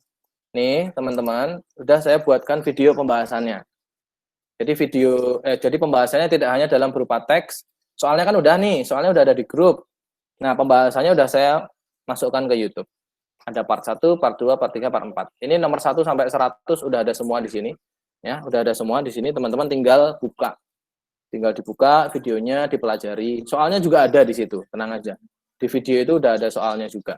Ya. Misalnya saya ambil contoh deh salah satu ini part 1 ya. Part 1-nya misalnya. Nah, kayak gini ya. Part 1-nya udah ada nih, di sebelah sini ada, di sebelah kiri ada soalnya, di sebelah tengah ada pembahasannya, di sebelah kanan ada wajah saya, ya nggak? Gitu. Wes, itu ya, jadi komplit lah buat teman-teman. Kalau sekedar pengen tahu pembahasannya, menurut saya video lebih membantu daripada teks. Karena kalau dibuat teks, ada beberapa yang, kok iso ngene ya, gitu. Nah, ini kalau di video kan harapannya ngerti step by step-nya. Ya, nanti udah ada lengkap ya. Mungkin tapi nanti kita kasihnya nggak hari ini ya, mungkin besok atau hari Senin karena biar dimasukkan satu video lagi yang pertemuan hari ini. Pertemuan hari ini nanti kita masukkan ke playlist ini, ke playlist pembahasan supaya lebih lengkap. Insya Allah hari Senin udah bisa selesai, terus teman-teman bisa pelajari di situ. Ya, sehingga saya di sesi ini nggak bahas 1 sampai 100 karena nggak akan cukup waktunya dan juga nanti saya capek ya. Nah, sekarang kita lebih banyak sesi tanya jawab aja karena pembahasan 1 sampai 100 sudah saya buatkan spesial buat teman-teman ya, nggak perlu ngasih kita apa-apa, cukup berdoa bersama supaya teman-teman bisa mendapat manfaat dari sini, teman-teman bisa lebih siap, teman-teman diterima, udah itu aja harapan saya. Saya nggak berharap apa-apa kok, cuman pengen bantu teman-teman aja. Yuk tanya jawab boleh Mbak Vio, silahkan. Ya, halo Kak. Silahkan yang mau bertanya, silahkan bisa ditulis di kolom chat. Untuk pertanyaan yang seputar soal seperti trik menjawab gambar yang kubus-kubus itu nanti bisa dilihat di video yang akan kami bagikan linknya ya Kak ya. Mungkin ada yang ingin ditanyakan Kak? Oke, mungkin ini nih. Trik mengerjakan soal gambar-gambar. Di pembahasan udah saya kasih, di pembahasan, tapi nggak apa-apa nanti kita singgung sebentar. Terus apa nih? Pembahasan yang jaring-jaring kubus sama ya, udah ada jaring-jaring kubus semuanya udah saya bikin. Bembeli aja top, alhamdulillah ya, syukur kalau bermanfaat. Alhamdulillah, terima kasih sama-sama. Semoga jadi amal baik kakak, amin. Terima kasih. Wes kira pertanyaan ya, harapan saya yang perlu saya review adalah tadi perlu teman-teman pahami bahwa psikotes itu ada banyak ragamnya. Ya, ada banyak ragamnya, tinggal nanti teman-teman sesuaikan formasinya, mintanya apa. Karena masing-masing tes punya persiapan sendiri-sendiri. Ya. Selain punya persiapan sendiri-sendiri, teman-teman juga tidak bisa mengeneralisir. Contohnya tadi baum tes. Baum tes itu kan gambar pohon. Ya, ketika teman-teman gambar pohon, mau ngelamar di mana itu harus disesuaikan loh. Oh, saya mau ngelamar di Kemenak jadi dosen. Gambar pohonnya harus gimana? Itu pastinya beda kalau teman-teman mau ngelamar sebagai petugas administrasi di kearsipan misalkan. Kearsipan itu kan interaksinya sama benda mati atau benda tidak hidup. Kalau dosen sama benda hidup. Nah, gambarnya juga beda. Begitu juga draw a person. Draw a person-nya juga arahnya beda. Sehingga tes untuk psikotes ini nggak bisa hafalan, teman-teman. Aku gambar pohon mangga, dimanapun aku tes, aku akan gambar pohon mangga. Nggak bisa gitu, bro. Karena setiap posisi itu punya yang namanya requirement atau punya karakter sendiri-sendiri, punya budaya sendiri-sendiri, ya, punya kebutuhan sendiri-sendiri. Bisa aja gambar pohon mangga itu pas untuk ngelamar di posisi A, tapi tidak pas untuk ngelamar di posisi B atau C. Ya, harapan saya jangan hafalan, jangan belajar sekali untuk tes di mana-mana, jangan. Kalau saya lihat di lapangan atau banyak yang cerita sama saya, Mas, saya kok tes psikotes di mana-mana kok gagal terus ya. Lah gambarnya apa, Mbak? Pohon pas disuruh gambar di baum tes gambar pohon apa? Saya gambar pohon ini. Tes sebenarnya ini juga. Iya. Padahal posisinya beda. Yang satu ngelamar di bank misalnya, yang satu ngelamar di tempat lain. Posisinya beda, gambarnya sama. Ya, tentunya beda. Ya, sehingga psikotes ini bukan sebuah mata uji yang bisa diduplikasi, di copy paste di tempat-tempat lain, kecuali tes potensi akademik loh ya. Kalau tes potensi akademik yang kita bahas tadi, sama soal-soal yang teman-teman kerjakan, bisa di copy paste kemana-mana bisa, karena yang dites cuman ini, cuman logika aja gitu.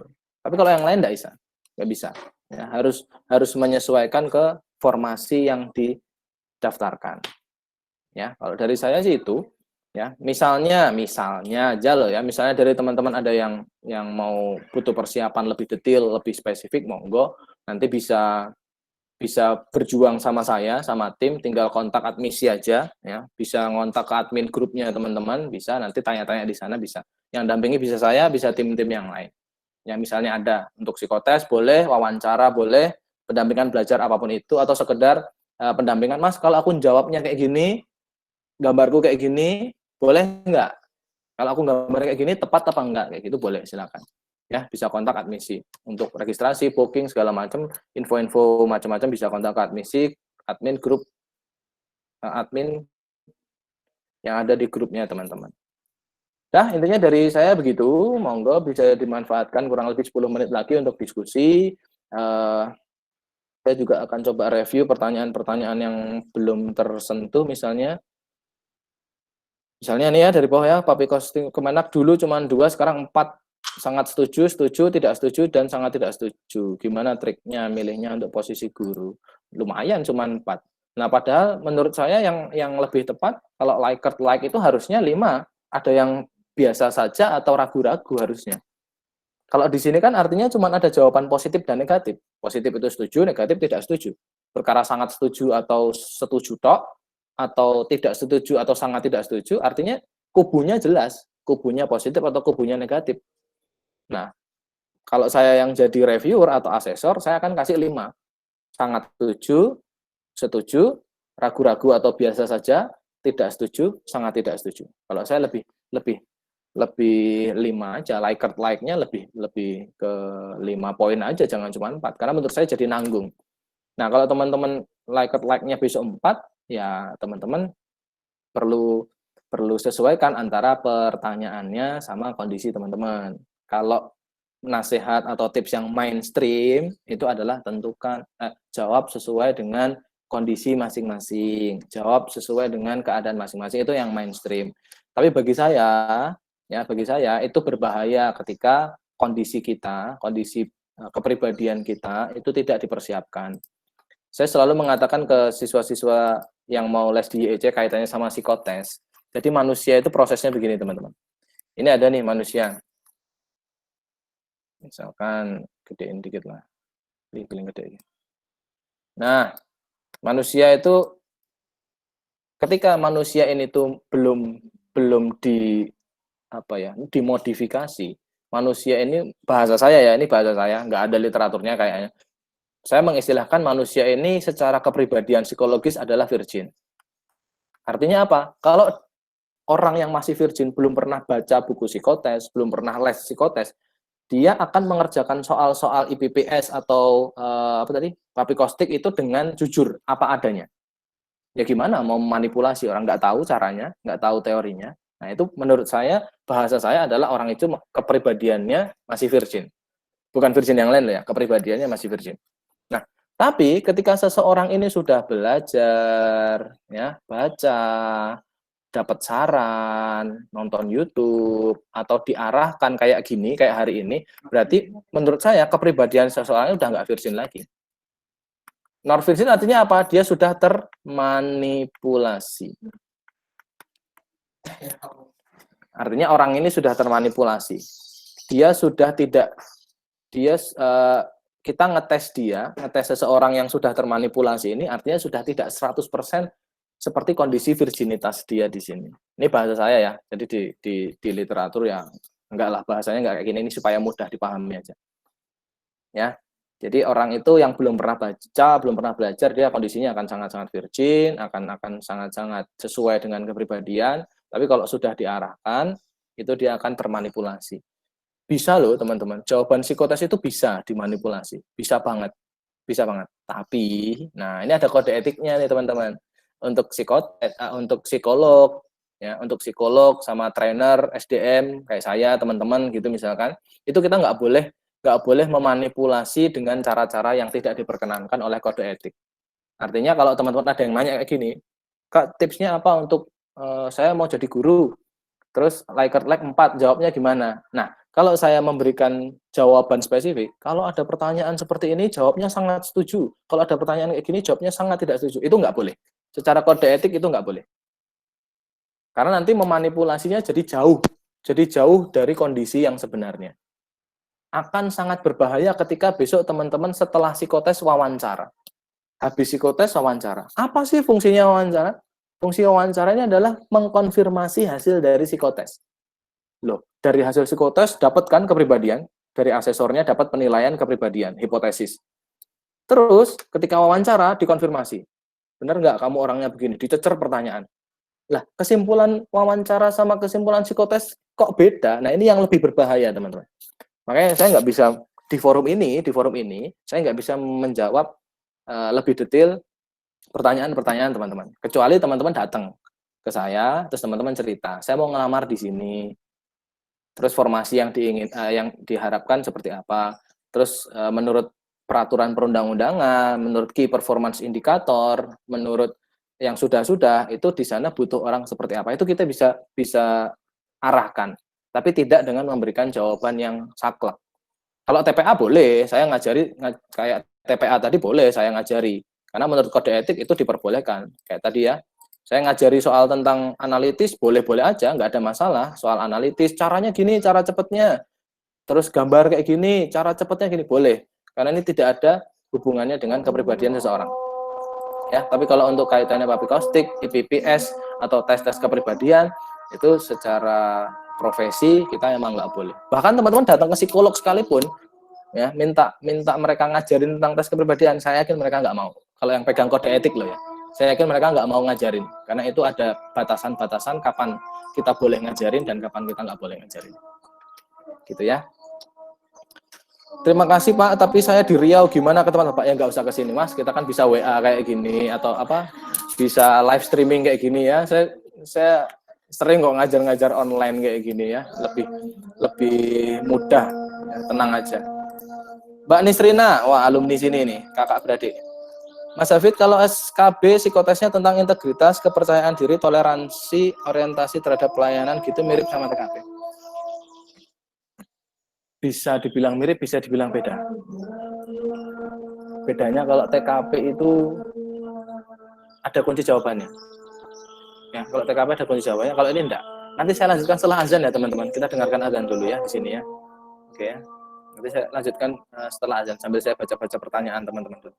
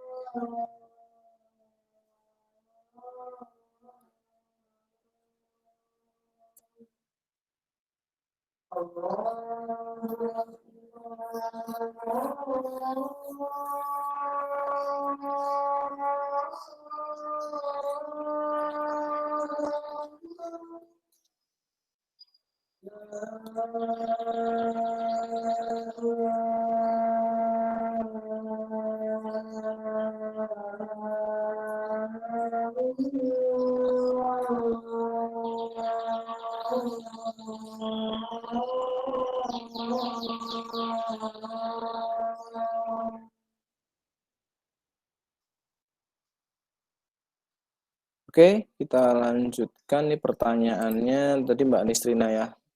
Kepercayaan diri, toleransi, orientasi terhadap pelayanan, mirip sama TKP enggak? Kalau dibilang mirip, bisa mirip, pertanyaannya mirip, tapi cara menilainya beda, Mbak. Karena seperti yang tadi saya bilang, ya, manusia itu dites dari 8 multiple intelligence. Ada 8. 2 diantaranya adalah intrapersonal dan interpersonal. Nah, 2 hal ini orientasinya ke diri sendiri, ini orientasinya ke orang lain. Diri sendiri, ini orang lain. Nah, ini cara ngetesnya beda. Ya, terus untuk psikotes sekali lagi dalam psikotes tidak ada kunci jawaban yang benar dan salah, yang ada hanyalah sesuai dan tidak sesuai dengan karakter. Ya, soal psikotes, misalnya pertanyaan kayak sekelas IPPS pun atau apa tadi? Ya IPPS atau tes kepribadian lah, tes kepribadian. Untuk outputnya integritas, outputnya kepercayaan diri dan seterusnya, itu dia tidak bisa disimpulkan dari satu soal, nggak bisa. Harus dari total soal itu dikumpulkan, diinterpretasi jadi satu, baru jadi kesimpulan karakter seseorang.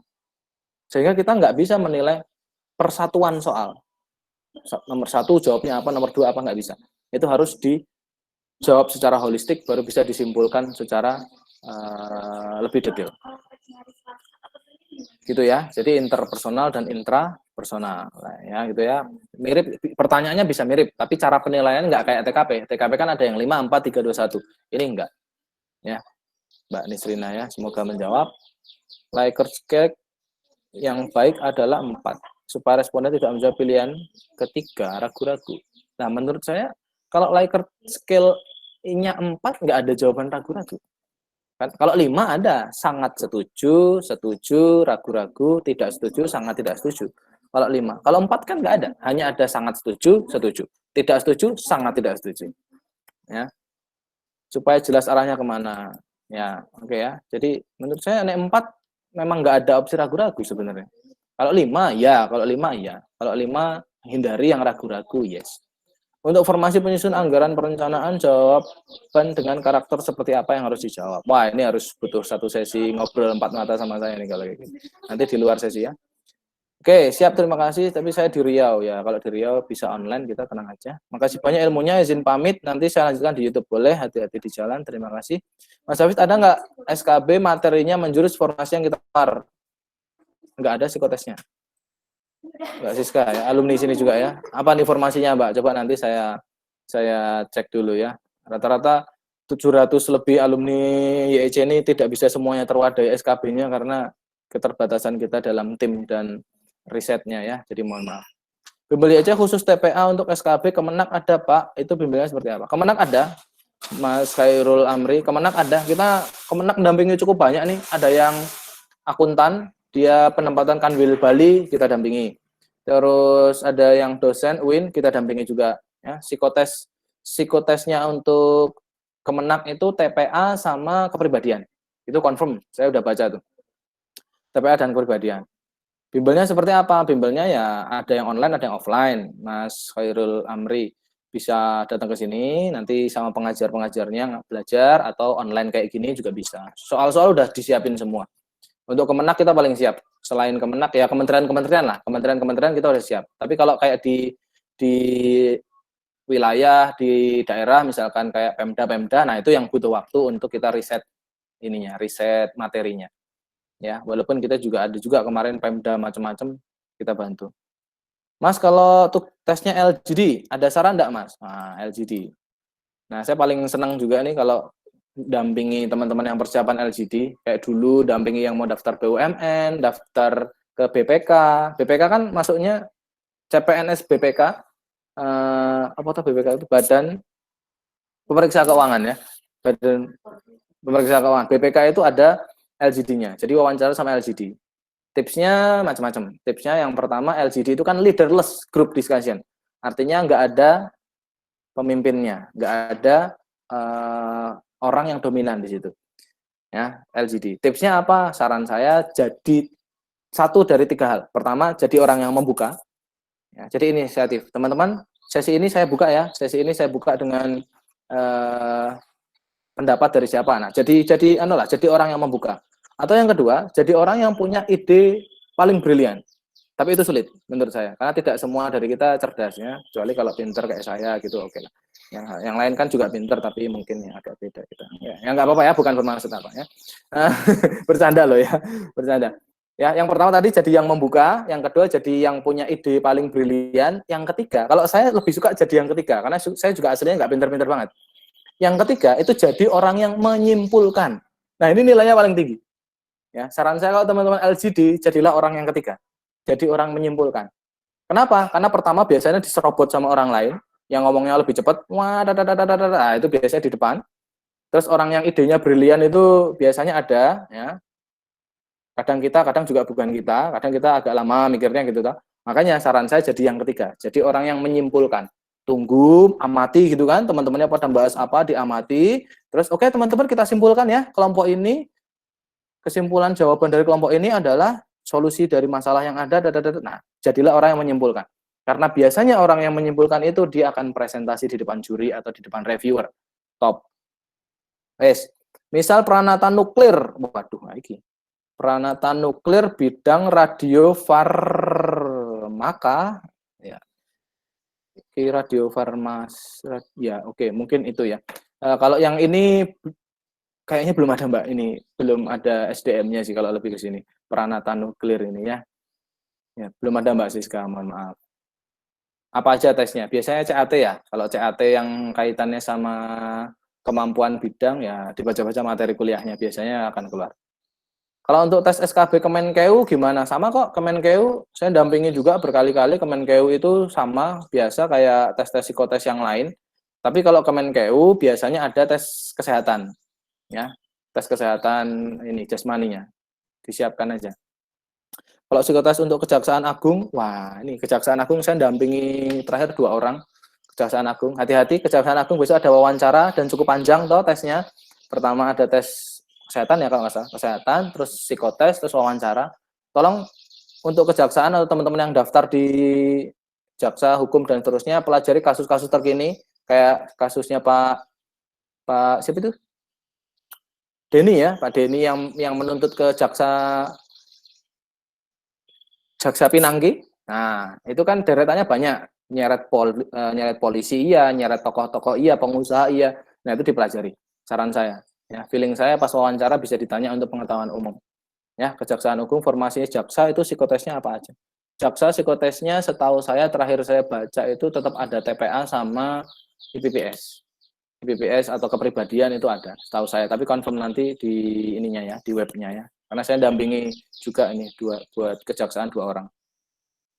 Mr. Client, di Kemenkeu ada tes pluralisme dan tes psikotes online. Itu gimana? Yes, ada Kemenkeu itu biasanya paling banyak tesnya, kesehatan juga ada, fisik juga ada, kebugaran, pluralisme dan tes online. Pluralisme itu biasanya kaitannya dengan idealisme seseorang. Nah, tes psikotes online ya CAT. CAT itu biasanya kepribadian sama ini tadi TPA, tes potensi akademik. Carpe diem, WKWK. Oke, WKWK juga. Kalau psikotes untuk Kejaksaan Agung, formasi jaksa udah ya tadi ya. Berarti lebih mirip kayak moderator, nggih, Mas. Carpe diem. Oh, maksudnya ini. Moderator yes, karena keaktifan. Saran saya ini ngomongin LGD berarti ya, Mas Carpe diem ini. Ngomongin tentang LGD, saran saya justru jangan jadi orang yang dominan, keras kepala, pengen menang sendiri, no. Jangan jadi orang kayak gitu. Orang kayak gitu artinya dia nggak bisa kerja tim. Saya juga nggak suka misalkan punya karyawan yang kayak gitu misalnya. Misalnya saya nge-review. Ya, cari yang bisa kerja tim. Artinya itu tadi, bisa berbagi peran sama yang lain. Oke ya, Mbak Siska mau tanya lagi, kalau SKP Dinas Pariwisata materinya sekitar apa? Kalau Dinas Pariwisata setahu saya kaitannya dengan, berarti kan Pemda ya. Pemda itu biasanya tentang wilayah. Kalau di Jogja keistimewaan DIY apa? Terus program pariwisata DIY apa? Hubungannya sama Kemenpar, Kementerian Pariwisata apa? Ya, terus kemampuan bidang. Misalnya background-nya apa dulu nih? Sebagai akuntan di Dinas Pariwisata berarti akuntansi. Sebagai pendamping PHRI, Perhimpunan Hotel dan Restoran Indonesia, berarti spesifik tentang sosialisasi dan seterusnya. Ya, biasanya yang ditanyakan ada 2 aspek di Pemda itu tentang keistimewaan DIY kalau di Jogja ya, istilahnya daerah. Terus yang kedua program kerja. Pelajari aja dasar-dasar pembentukannya. Kemenpar itu kan baru ya. Dulu kan Kementerian Pariwisata sendiri, terus Badan Ekonomi Kreatif sendiri. Sekarang di merger jadi Kemenparekraf, Kementerian Pariwisata dan Ekonomi Kreatif. Nah, itu undang-undang yang memergerkan itu apa? Terus alasannya kenapa? Program kerjanya apa? Anggaran-anggarannya disusun dari APBN ke APBD itu apa? Itu harus tahu. Ya, googling banyak. Mbak Gadis Bali, terima kasih banyak Mas Abid, sama-sama. Mas Mr. Client, terima kasih sama-sama. Oke ya, jam 3 lebih, mungkin begitu dari saya teman-teman, karena waktu kita terbatas. Setelah ini saya juga masih dampingi teman-teman lain, calon-calon Pak Guru dan Bu Guru yang PGSD. Jadi teman-teman selamat berjuang, selamat melakukan yang terbaik, dimanapun posisi teman-teman melamar, ada yang dari Riau, ada yang dari Bali, ada yang dari Jogja, dari manapun itu, saya berharap dan saya doakan semuanya dapat kemudahan, kelancaran, keberkahan, sehingga tesnya semuanya diberikan hasil yang terbaik. Oke, nanti di sesi selanjutnya 3:30 saya harus mendampingi teman-teman yang calon-calon guru SD. Nah, lebih banyak nih jumlahnya, ya calon-calon guru SD. Mereka juga pengabdi yang luar biasa untuk bangsa kita. Jadi saya punya keinginan untuk juga bisa membantu mereka dengan hasil yang optimal. Terima kasih banyak teman-teman, ya Mas dan Mbak sekalian. Semoga ada manfaatnya. Besok hari Senin paling lambat kita kirim video ininya, versi YouTube-nya, biar bisa dibaca-baca lagi, di-share ke teman-temannya boleh, supaya lebih banyak yang terima manfaat dari acara ini. Terima kasih dari saya dan tim undur diri. Terima kasih banyak teman-teman. Kita tutup dengan hamdalah. Alhamdulillahirabbil alamin. Terima kasih. Selamat sore. Assalamualaikum warahmatullahi wabarakatuh.